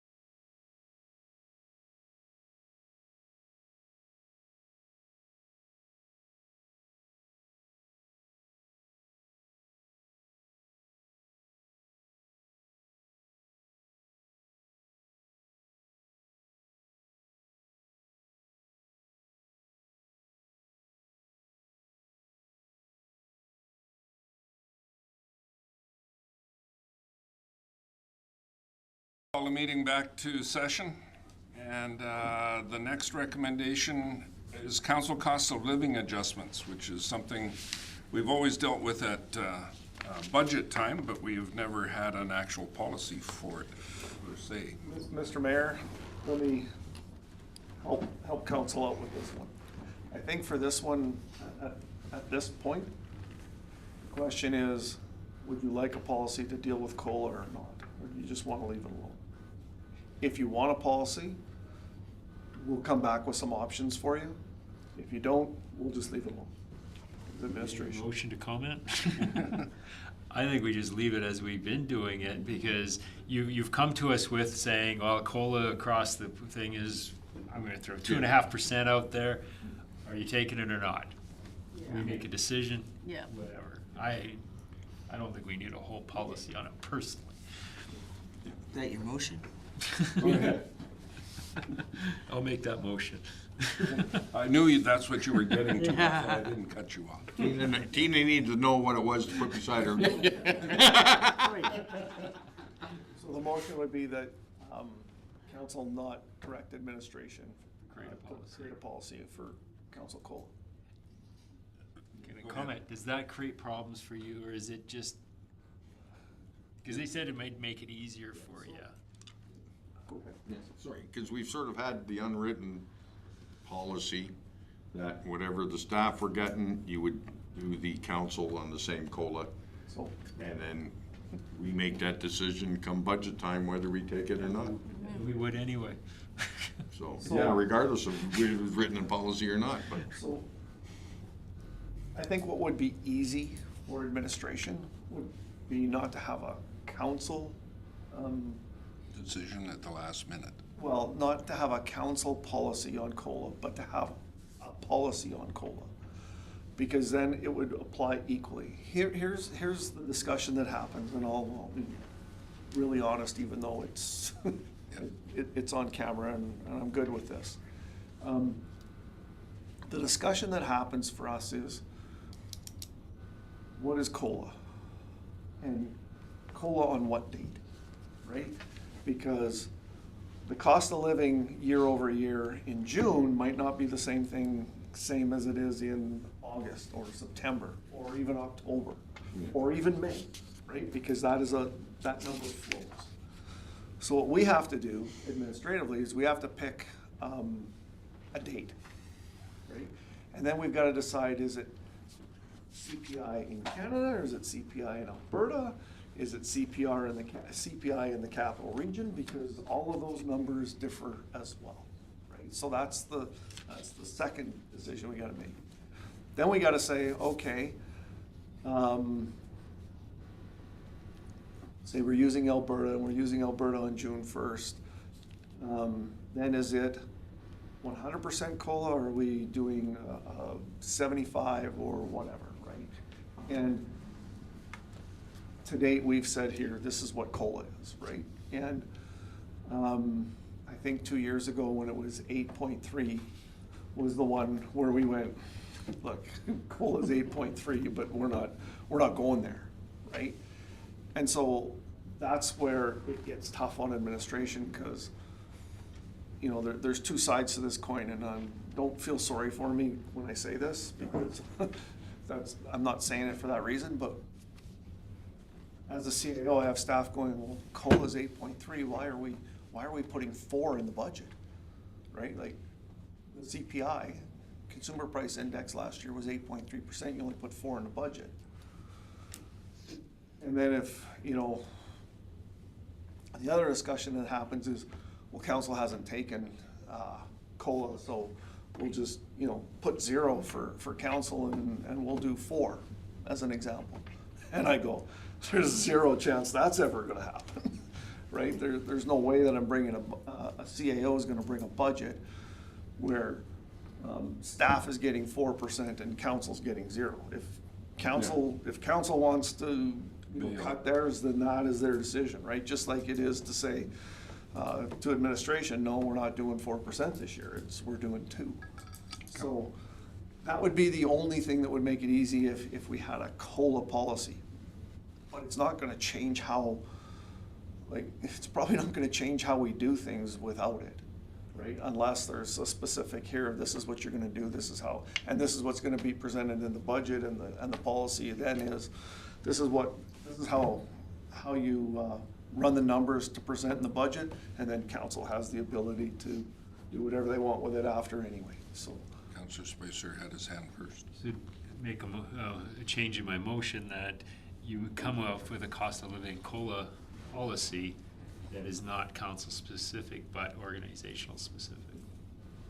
Would that make your life easier in some ways? It would, actually. And again, what it does is it makes it clear how we're putting that budget together. It doesn't guarantee anything, right? And I would never write a policy that says, hey, it has to be this. This is how you put the budget together, and then council gets the vote on the budget in the end.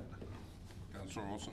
Would it be easy if we had a term type policy, saying that we'll guarantee 2% for the staff per year for the 4-year term?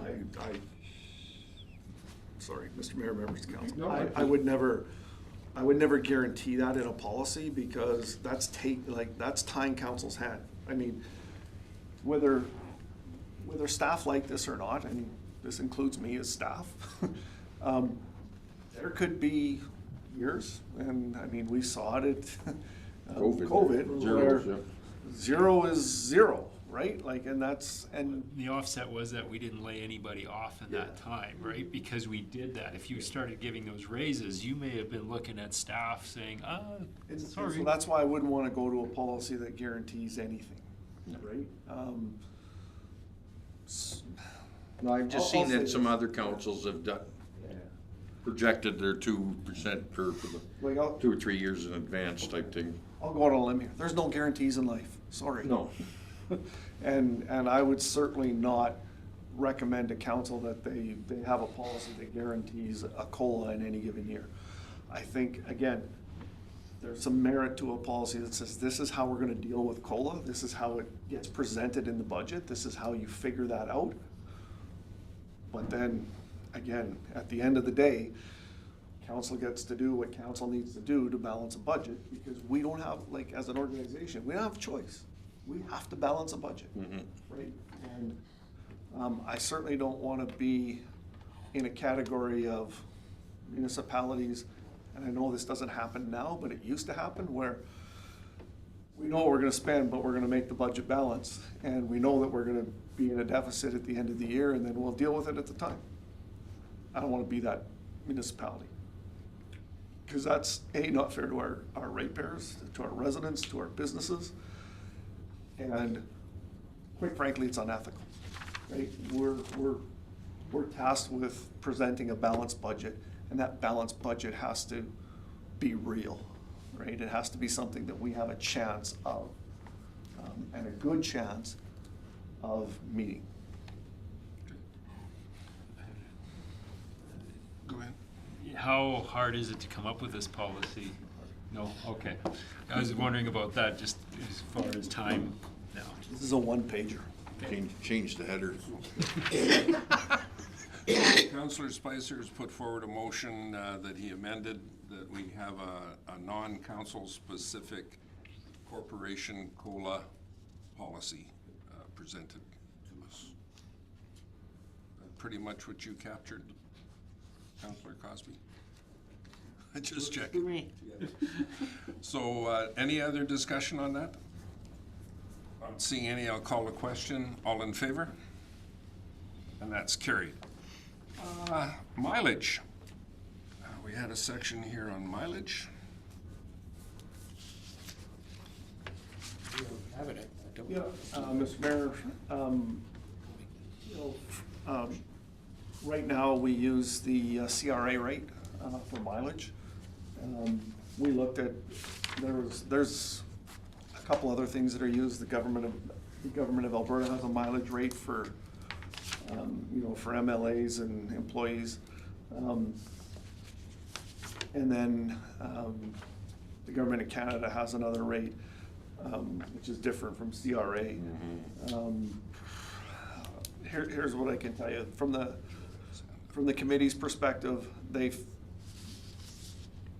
they were in favor of keeping the CRA rate. They felt like it was the most, how would I call it, fair, because the CRA rate also takes into account if you have, when you go over a certain amount of kilometers, that 5,000 rate kilometers. right? 5,000. So it's a more fair rate for casual use of vehicles. Because if you're doing lots of kilometers and you know you're doing lots of kilometers in that year, which a lot of the government MLAs, et cetera, do, then, you know, the 36 cents or whatever that rate is probably more appropriate. But again, the CRA rate takes that into account. And I think we all know that running a vehicle is probably one of the most expensive things that you do. And, you know, going back to what the committee said was there shouldn't be a financial penalty for this. Now, they also did say they wanted to make sure that we didn't discourage the use of the RAV, right?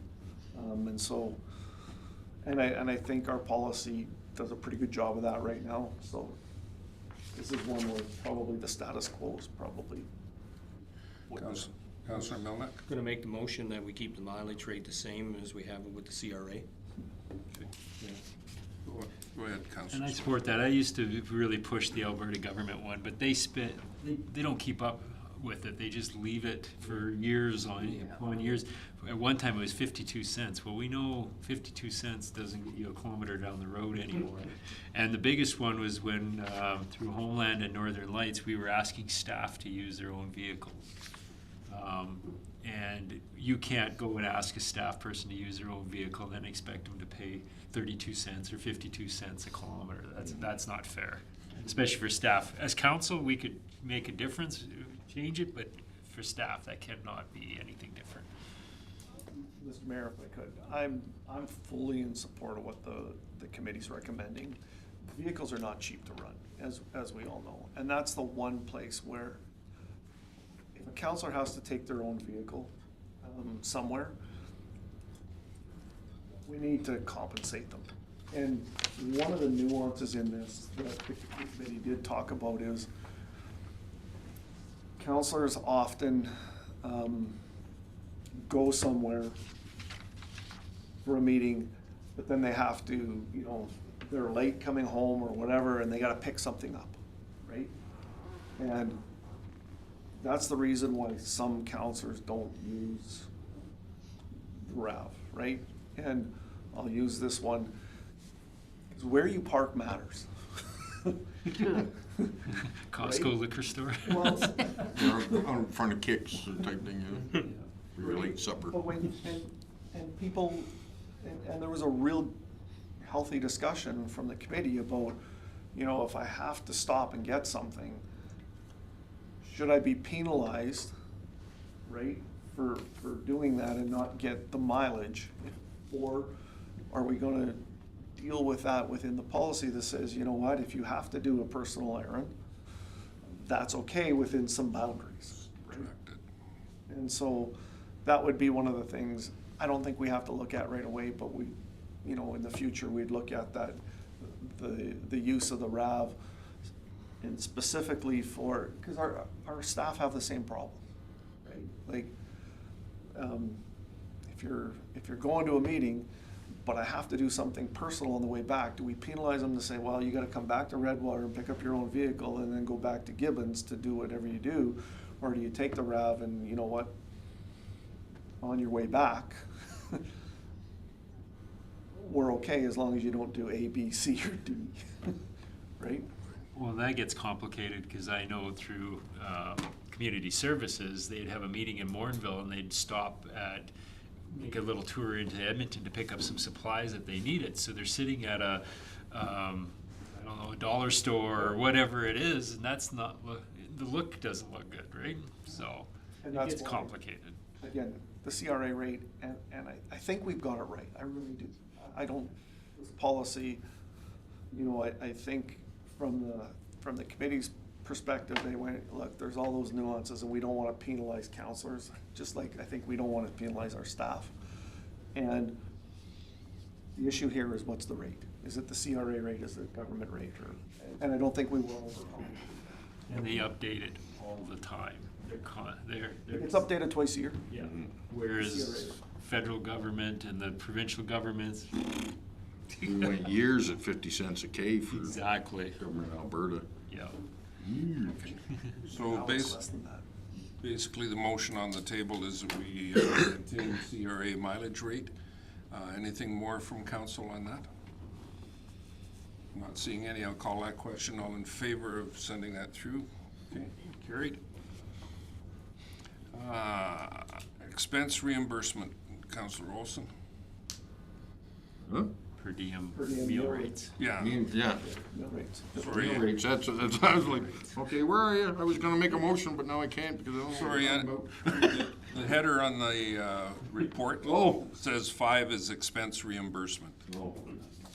Yeah, per diem meal rates. Per diem meal rates. I'll make the motion that we maintain our CRA rates for utilized for meals. Okay, I need some more clarification in I don't think it's really in our policy with regards to with and without receipts. I can't remember off the top of my head. it's on our form, but I can't. Yeah, and we fill in, if you got the receipt and it's under the $15 for breakfast or whatever, and you're just claiming what you spent, that's fine. But I know back in the day when I was wearing the uniform, if supper, I think, was $38 or something. But if you ended up at a place that was over 38, submitted the receipt, you got The what the receipt said. So, and I don't think that's sort of spelt out. I can't remember if it is I don't in think. our policy. So, it was, I can't I'll remember double either. check. Yeah. If we need to clarify that, Yeah. we will. I'll Yeah. double check. So that's another one we can put with clarification on the end of your Yeah. motion? Okay. You get that? Clarification, CL. Yeah. I mean, the only other rate, sorry, Mr. Mayor, members of council, the only other rate that you could go to that would cover you for all that is if you go to the Conference Board of Canada rate. Like, if you want, like, there's a CRA rate, there's a government rate. If you go to the Conference Board of Canada rate, it's pricey. Because they're already anticipating to go in for steak and lobster every day. You know, it's like caviar for breakfast Well, and. part of that is the Conference Board of Canada rate takes into account, traveling into some of the US cities, right? Like, so, as an example, the CRA rate is fine. And I know this from personal experience. One of the most expensive cities to eat out in is Boston. Like, if you go to, like, if you're in Boston, like $50 for supper might get you McDonald's. Anything over Like, clam It chowder. is a pricey city to eat out in. The other thing about the CRA rate too is though it's specific for Alberta. We can pick that one out. We don't have to worry about, whereas that conference one is just wrap it all up. Yeah. Okay, so we have the motion to have the CRA rates for per diem meals with clarification going through. So I'll call that question. There's no further discussion. Not seeing any. All in favor? Next on our list is health and wellness benefits. Go ahead, Councilor. Nobody else wants to make it? Make the recommendation that the council recommend a 50-50 split on the health and vision and the dental for their. So this would be, just for clarification, so this would be a different recommendation from the committee? You're They were suggesting recommended 50-50 the on 80-20. everything. I'm Yeah. going 50-50, and nobody wanted to split up. Yeah, because right now dental is the only one that's 50-50. Yeah. Discussion, council? Go ahead, Councillor Butcher. I would like to go by the recommendation of the committee. I think that our health is very important to the community and very important to this council.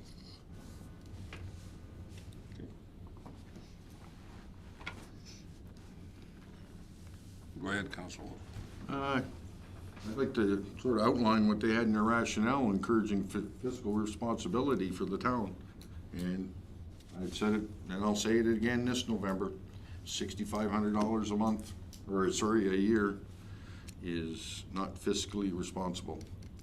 And I'd also like to have something put in the policy with regards to the fact that if you are currently under a health and vision or health plan of some sort, that you would not be eligible for the council one.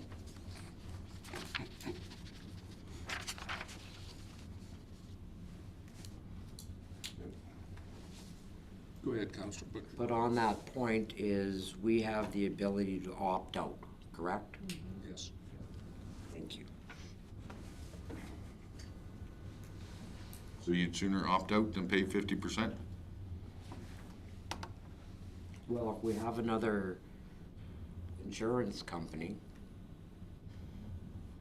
that's what I would do, is opt out.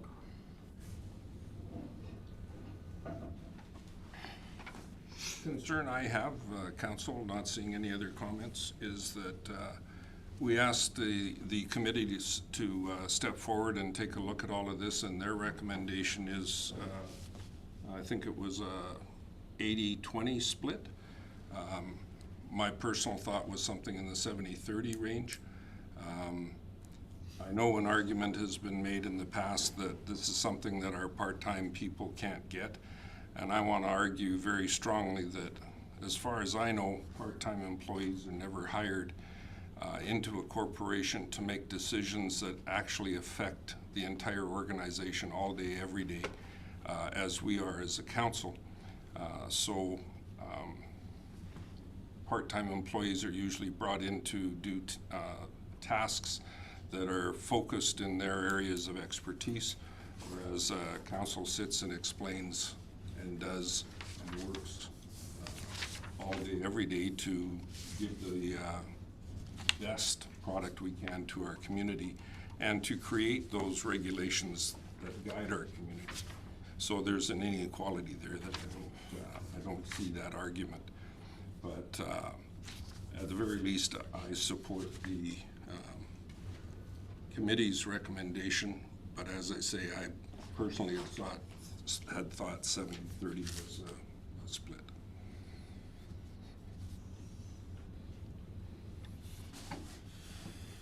Anything else? I'm okay with the 50-50. I think a lot of places, I've worked at somewhere, we paid half ourselves as well, so I'm okay with 50.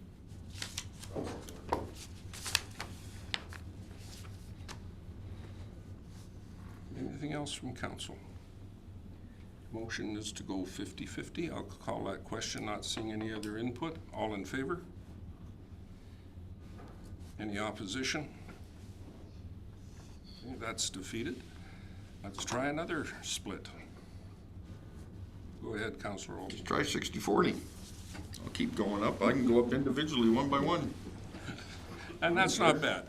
That opens the window for discussion. That's all it needs. So don't anybody take offense to that, because I think it's an important point. We've heard some arguments. Anything further from anyone?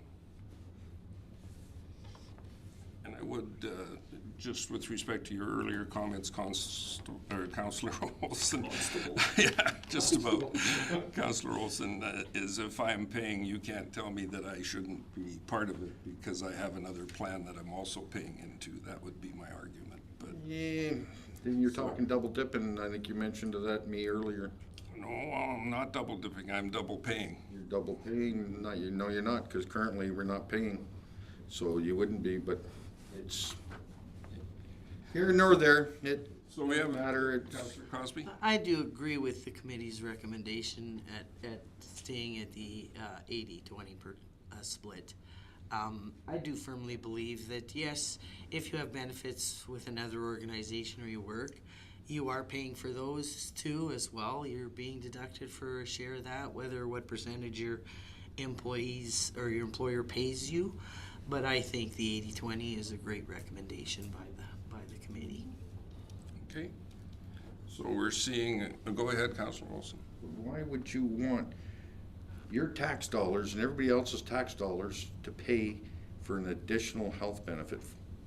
That's what and it comes under fiscal responsibility again. It's like that $6,500, 66 almost, according to the reports, could be used elsewhere. Or even 3,300 of it could be used elsewhere within our community that needs work. So, just throwing that out there, so. So we have 60-40 on the table. I'll call that question. Or any other input? Call that question. All in favor? Any opposition? And that's defeated. Councillor Butcher. I'd like to make the motion that we go 80-20. 80-20, further conversation.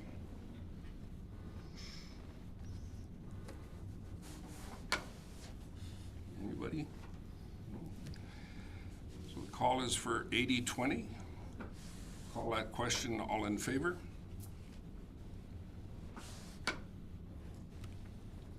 All opposed? That's carried, I guess. Follow the recommendations of the committee. Maternity and parental leave. You'll have to excuse my ignorance, but I thought these were legislated benefits that have to be provided by the employer. So, Yeah. Not the council. yeah, so Mr. Mayor, members of council, you are correct. If you're an employee, and this is where you and I have had this discussion, in some parts of the law, they don't consider council employees. In other parts of the law, they do consider council employees. This is one where they're not. So the Municipal Government Act has a specific clause in it that says if council wants to do it, they gotta create a bylaw. So the question is, A bylaw. yes, it has to be a bylaw. So, question for council is yes or no, and we'll have to, I will say this one, sorry, Mr. Mayor, before we put anything on the table, probably won't have a bylaw ready for you for the 17th. Foreseeable future. Really? Yeah. Go ahead, Councillor Spicer. I make a motion that we don't have a bylaw regarding this. Okay. What I'm thinking is, I don't know, maybe we need one, I don't know, but as council here, I remember when Rob went, you had that job down at NWR. Yeah. And you asked us and said, hey, I can't be here for the next 4 or 5 meetings. Yeah. What do? Somebody comes in here and pregnant and they need a few weeks off or whatever? Yeah, no problem. Yeah. My understanding, please correct me if I'm wrong, Mr. Van Buell, but there's 8 weeks under the MGA Act without even asking our permission that a councillor can be absent from their tasks. And then after that, it's a simple motion of council for extended time. I guess maybe the question that has to be. The bylaw wouldn't just be about time. The bylaw would also be about the remuneration Remuneration. while they're on maternity leave. Reduction of, well, you only get, But you didn't get a, sorry, no. you didn't get a reduction while you were gone. You just asked for it and we gave it. So, But I think what Mr. Van Buell is getting at is that's why the Municipal Government Act has turned that into a bylaw process, is so that that question doesn't become the whim of council at the time where you have a situation where Councillor A, who is pregnant and does need the time off, is not a relished member of council. I guess that's kind of where I'm coming from. you're in a lot bigger trouble if that's the case. Yeah, I know. let me take a stab at this, and I think the other reason why they want it in, the MGA wants it in bylaw. And I think it's in council, like if you're gonna deal with it, I think it's in council's best interest to deal with it before it's an issue. That's right. Right? And I'll point out worst case scenario. You have Counselor A, I'm not gonna use names because this, I don't want this. You have Counselor A who has a code of conduct issue that has surfaced in, let's say, the last 60 days. Then counselor comes in and says, hey, by the way, I'm pregnant and I'm, 5 months or whatever. So, now you've got a code of conduct issue that may or may not have been, Substance. well, no, let's say it was dealt with, but hasn't been satisfactorily dealt with. And now you're gonna ask council to do something, quote, as, because it'll look like a favor at that point in time, right? And so, we always talk about weaponizing the code of conduct, right? And that was one of the things that we really didn't want to happen. So if council's gonna say, hey, this is how we're gonna treat people, females in this case that are expecting, you kinda wanna do it ahead of time so that you don't have all this other white noise in on the, right? Cause otherwise you just go, no, right? You just excuse. And then you've got to deal with, well, is it excuse at full remuneration, part remuneration, whatever. I think it's one of those things that if you're gonna deal with it, you probably, for everybody's sake, deal with it ahead of time, do a bylaw.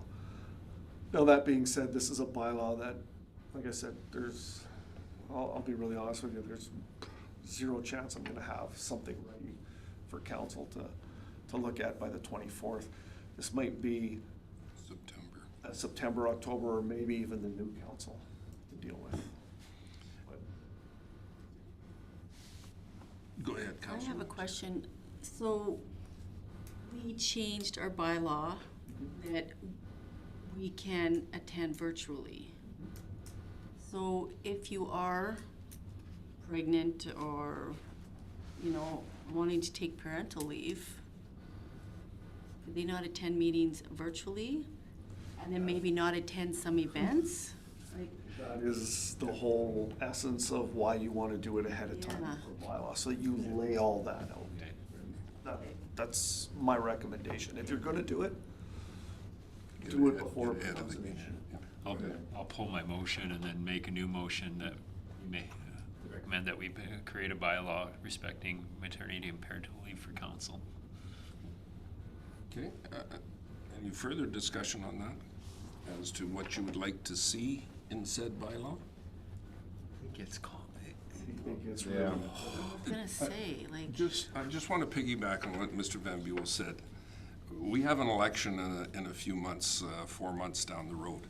And the reality of that is guaranteed, if we don't do something, we're going to be stuck in the problem of having to deal with it at some point in time when it is front and center with us. So I think it would be prudent to put something in that suggests council will be supportive in whatever way they can, be it virtual meetings, whether it be leave, whether it be extended leave, and that way at least there's some basis to start the question and the discussion at the table when it happens. Mr. Mayor, members of council, and one of the reasons why I know I won't have it by the 24th is because I'm not gonna invent this wheel. This wheel's been invented in probably a number of different forms that resemble a wheel. And it's a matter of Collection. Finding the right. finding the ones and finding the right mix, and like I said, this has been done. It'll take some research, and like I said, that's why. So the motion, as I understand it, is that we'll ask administration to provide us with a maternity and parental benefit policy or bylaw at some future meeting, be it very close to the election or down the road anyway. Does that work, Mr. Van Can we Buren? say a target date of, Shoot for the last meeting in September? yeah, the Cal meeting in September? At least have council have a look at I it. was gonna say, because there might be financial ramifications, so we have to change. How in September? Yeah, I mean, September, oh, sorry. Week. 23rd. September 23rd.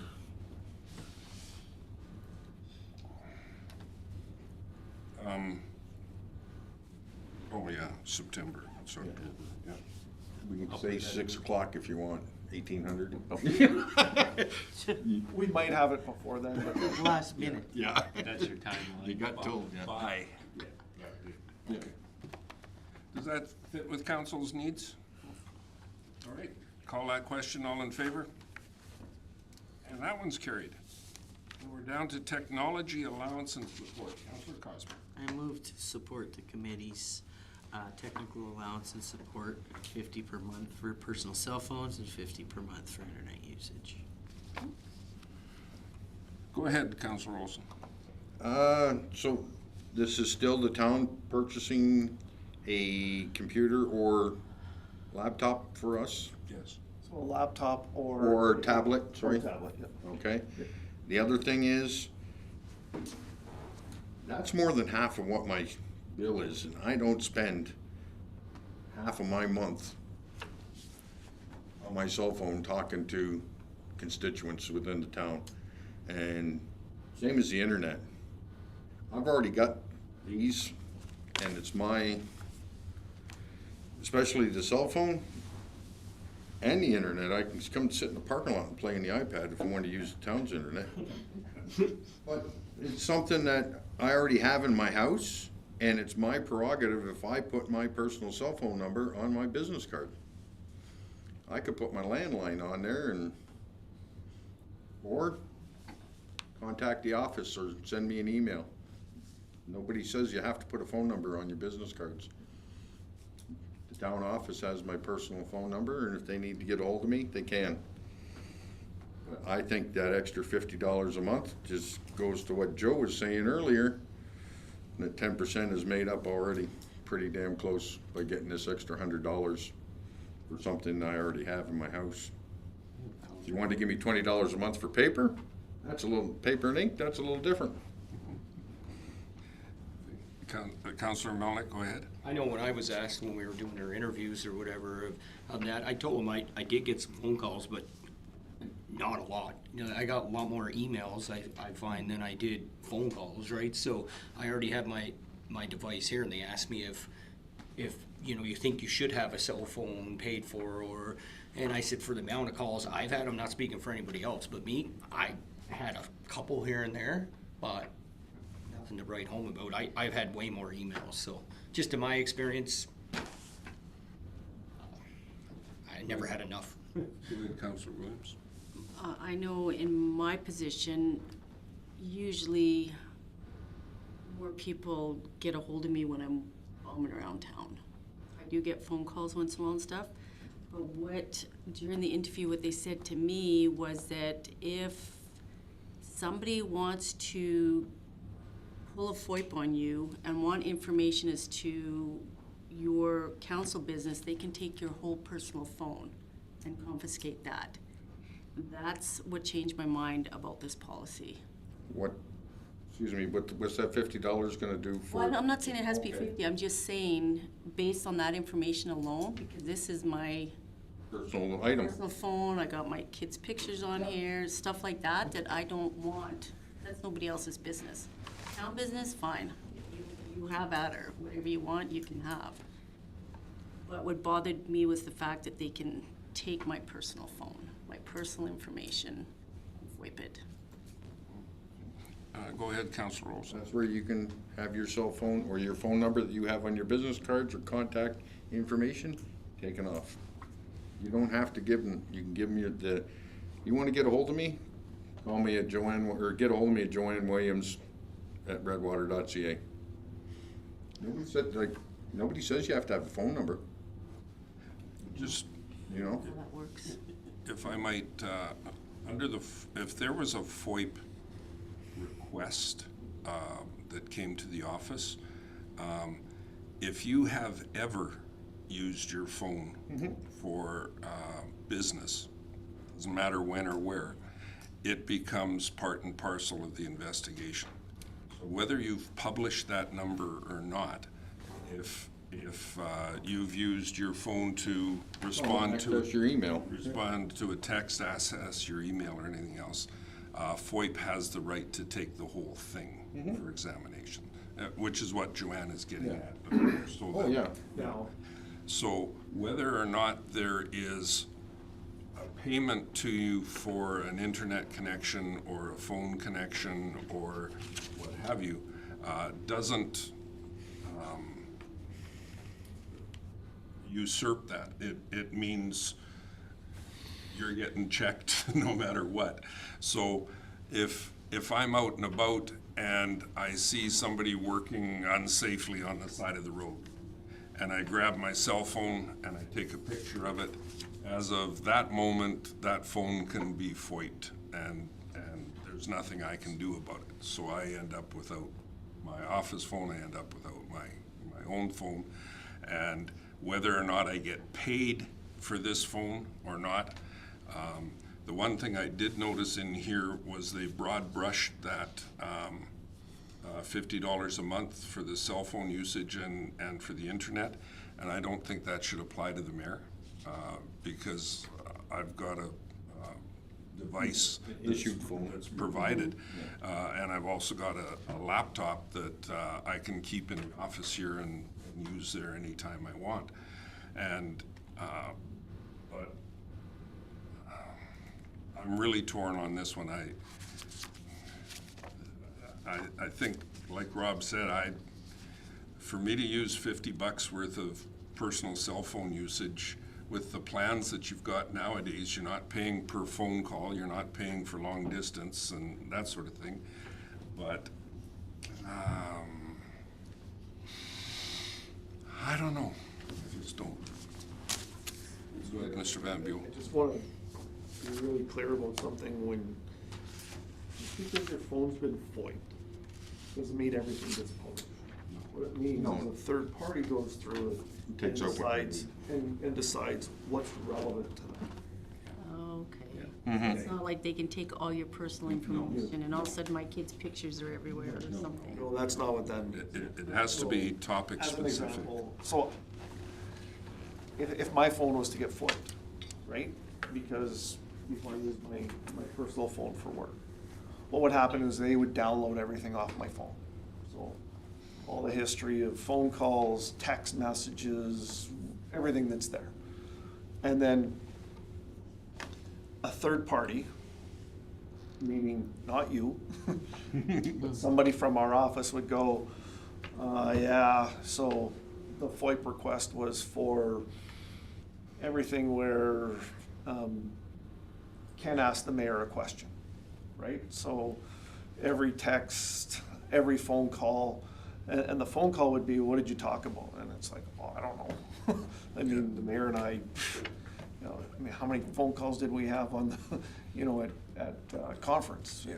9, 10? What did we talk about? I don't know, what we're going for supper, or whatever, right? Fest. So, then you gotta decide what's relevant to the FOIP request, right? And then you gotta look at it as for a text, what can get redacted and what can't, right? So it's not just that it gets dumped and the person who FOIP'd you gets access to everything that's on your phone. That's not how a FOIP request works. It's gotta be relevant To the and pertinent topic. to the actual, what are you looking for? So I don't want everybody thinking, oh my God, I better not, I gotta get all my pictures of, that's not how the FOIP works. Good to know.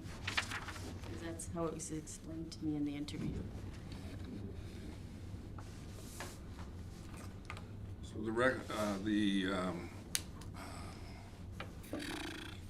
motion on the table is to accept the recommendation of the committee. The recommendation basically allows for a personal cell phone usage payment and an internet usage payment. Any further discussion? Call that question. All in favor?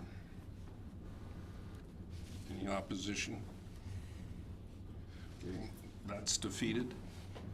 But I'm wondering if someone would be prepared to put a motion on the table for a $50 payment for both. Just sorry, Mr. Mayor. 25 and 25.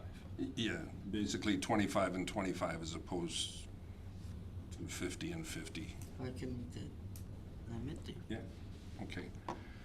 And the reason I put that there is that I do think that there should be some compensation for it, because it is difficult when you're at home on your own computer and a message pops up and it's something to do with work, or somebody's trying to get in touch with you because their street wasn't paved, or how come the snow was piled on their lawn or something, and sorry, anybody who's listening right now, but they're your friend and they have your personal email from other reasons, so all of a sudden, instead of dmcrae@redwater.ca, it's my personal email, and it's up on my devices and stuff like that. So I'm thinking that there should be some compensation for having your devices hooked in to your personal life, that's all. So the motion is that we amend that to 25 and 25 as opposed to 50 and 50. Anything further? Call that question. All in favor? Any opposition? And that's carried. Does that give you enough information, Mr. Sorry, Councillor Wilson, go ahead. There's still some other items, matters here that we should be discussing for Couple. consideration. Other considerations. The other considerations that I think we should look at. Sorry, they weren't on the agenda. Page 17 of the report.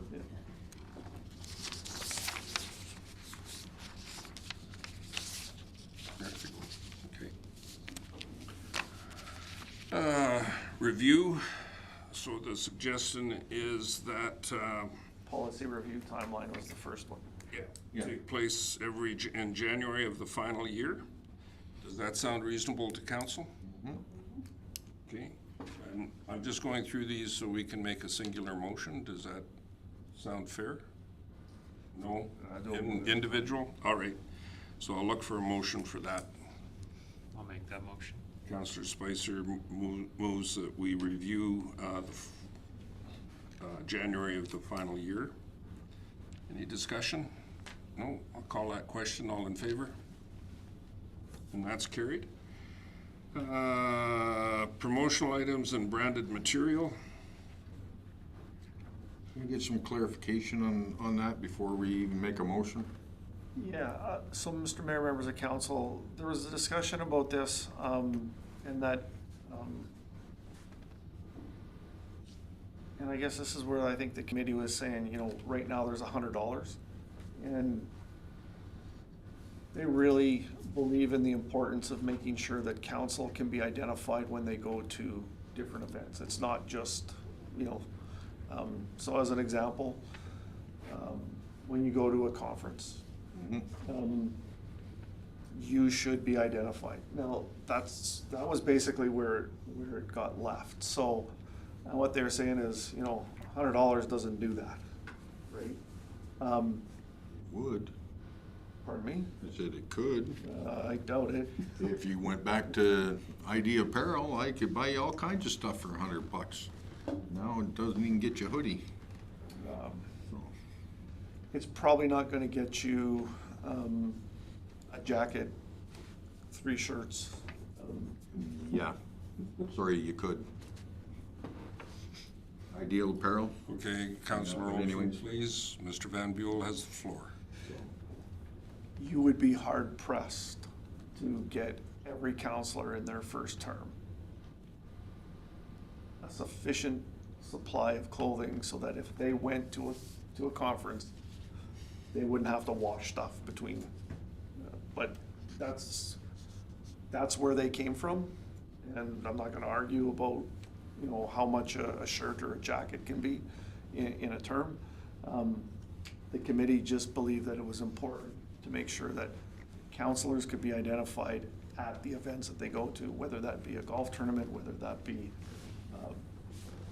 a conference, whether that be a workshop, whether that be wherever. Yeah, go ahead, Councillor. Yeah, so what you're saying is, you as a administration are buying $100 worth of clothing for me?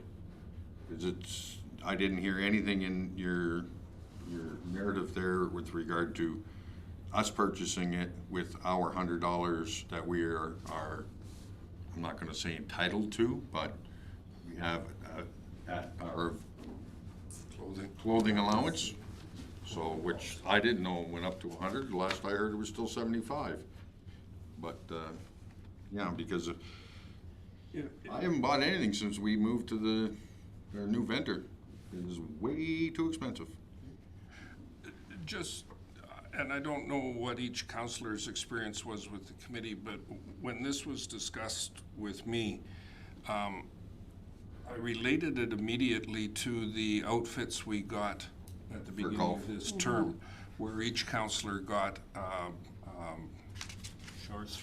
shorts, pants, jacket, and shirt that all matched. And that was what I related it to. I didn't relate it to an ongoing expense.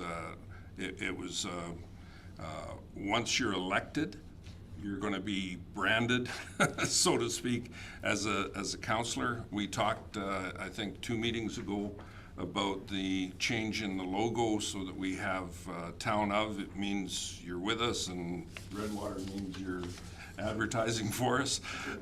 So my interpretation of that commentary that I had with the committee was totally respecting an initial contribution, and then from there we have the yearly policy from there. That was what I took away from it. But you guys may have had different conversations, I don't know. We never talked about this in mine. I never talked about it in mine either.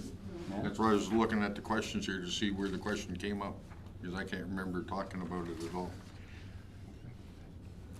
So, Mr. Mayor, in this year's budget, council approved a lump sum of money for exactly what you talked about, is when the new council comes on, getting them, and we're not talking about a wardrobe here. Like, we're not talking about, 16 shirts and 5. We're talking about, that basics of what they need. And again, for some counselors, they're gonna go, hey, I've got stuff already.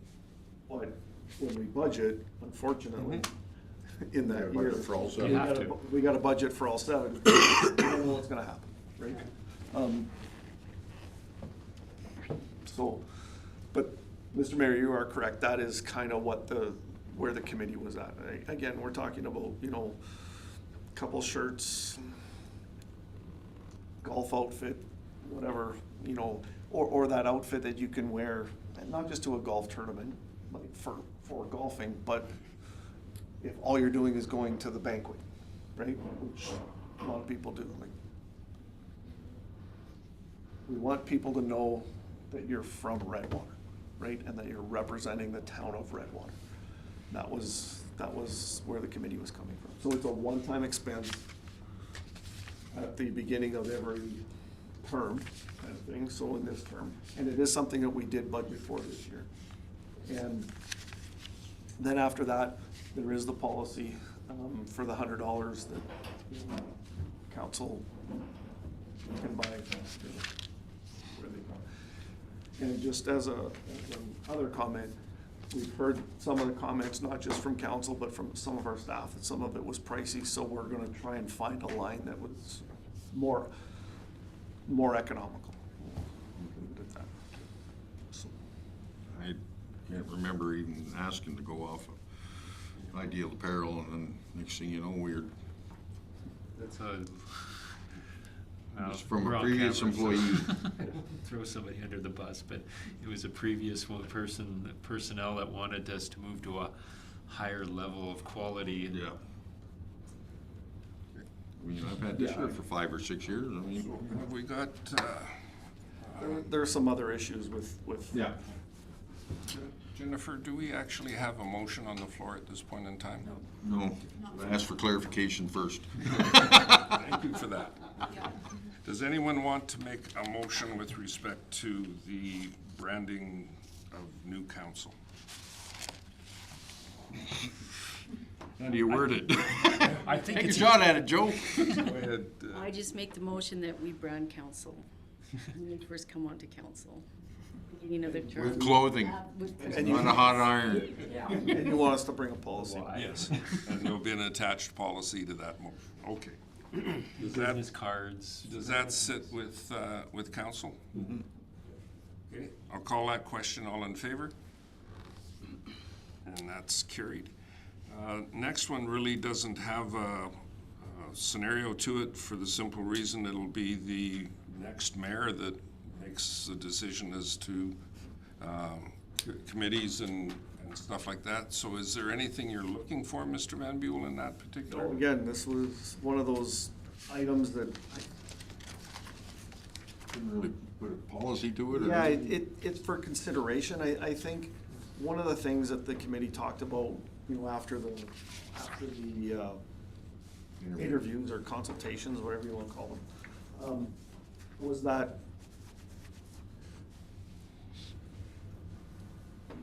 the ability to equitably or equally, and, you know, we for a bit in the conversation, we used those terms interchangeably until I said, wait a second, those aren't the same terms. And again, there's this, and Mr. Mayor, I think you brought it up earlier, there's certainly this realization from the committee that not everybody can sit on every committee just because of when they sit, et cetera, et cetera. But it was just more of a cautionary tale that some of the counselors don't have the same ability. And so you gotta make that up. Try and spread it out, which is What we try to do. the worst possible scenario, anyway. Next, we have the zero-based budgeting approach for council remuneration, and I think everyone picked on me for this because I'm probably at this table the worst offender of not claiming things and what have you, and how that affects the budget making. I don't know if you're worst with you. So, But basically, this puts a greater stress onto administration. They bring forward a budget based on what we've been doing, and then the next person in line doesn't do the same thing. So it's more of a precautionary, if you can, do, and that helps everybody out. Go ahead. Comment on that. I honestly don't know if I'm not doing everything or not, or actually just leaving things on the table. I have no idea. Ask.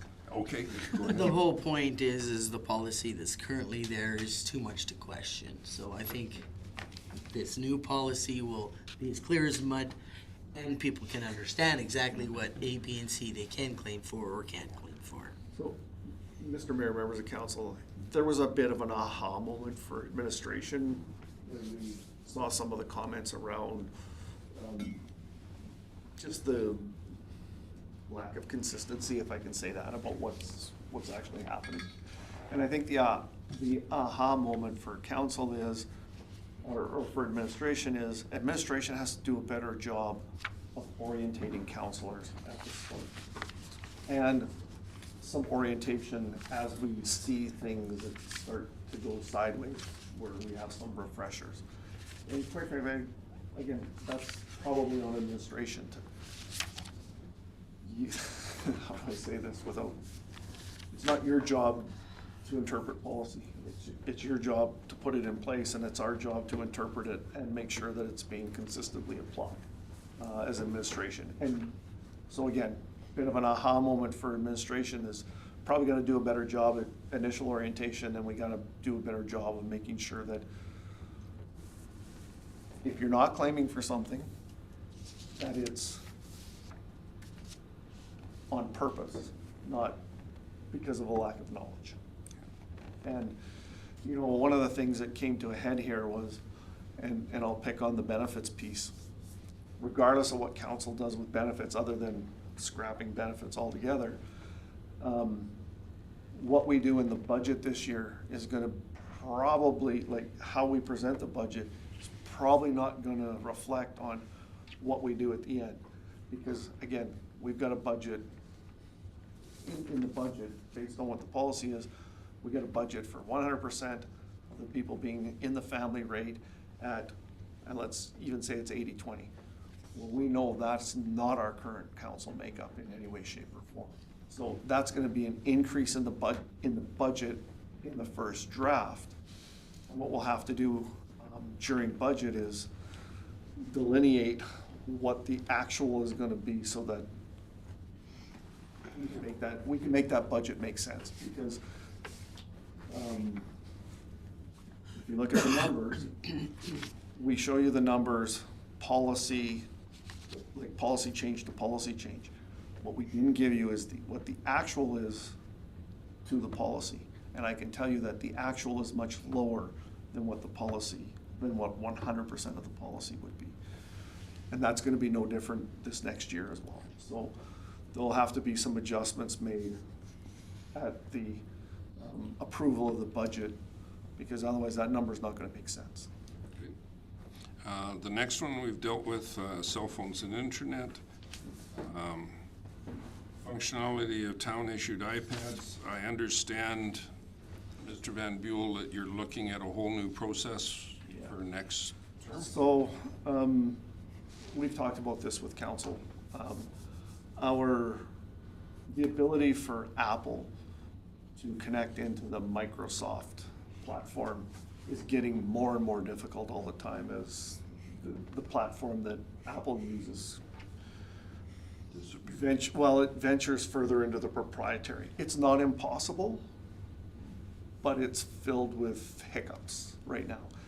And we don't have tech support on site.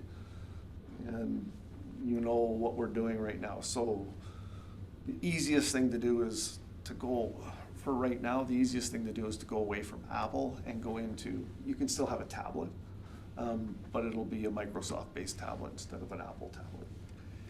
Shouldn't change the functionality. It'll just get rid of some of those hiccups and glitches that we have in linking the technology. Should ease the burden. Yes. It should be cheaper, because you're not paying for the Apple name. We've talked about FOIP. And I think that takes care of all of it. Go ahead. I do have one question with regards to the questions that were asked us.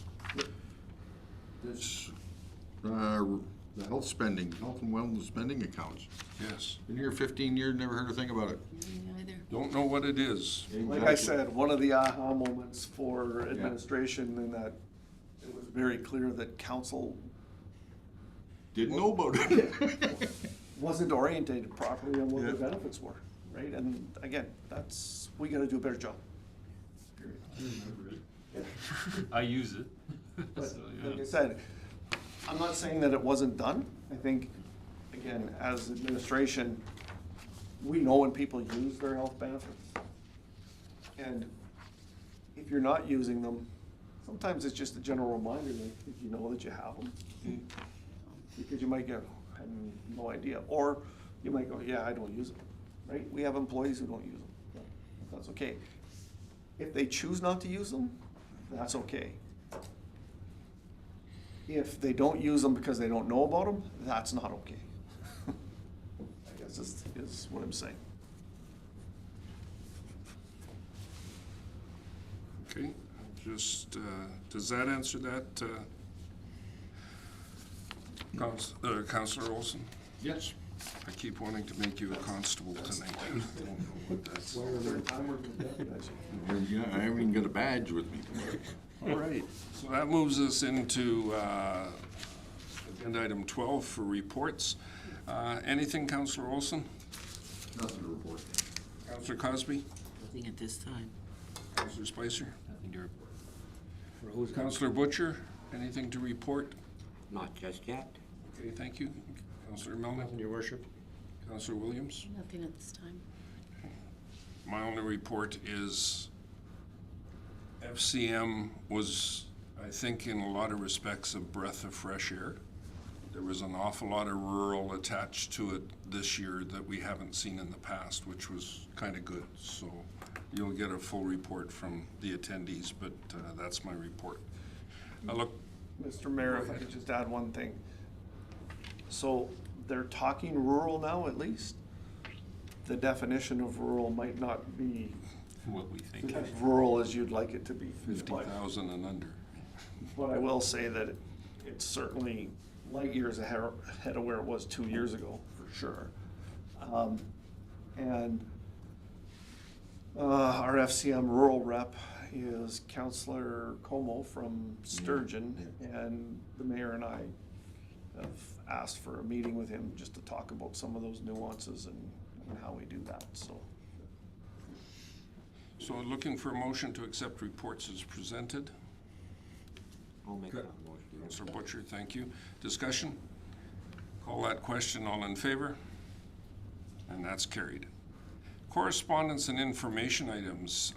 General, one of those parades, Councillor Olson, there is a permission slip to attach to it and an invite to all of council for the pancake breakfast. You're always more than welcome at Legal. They treat us very, very nicely there.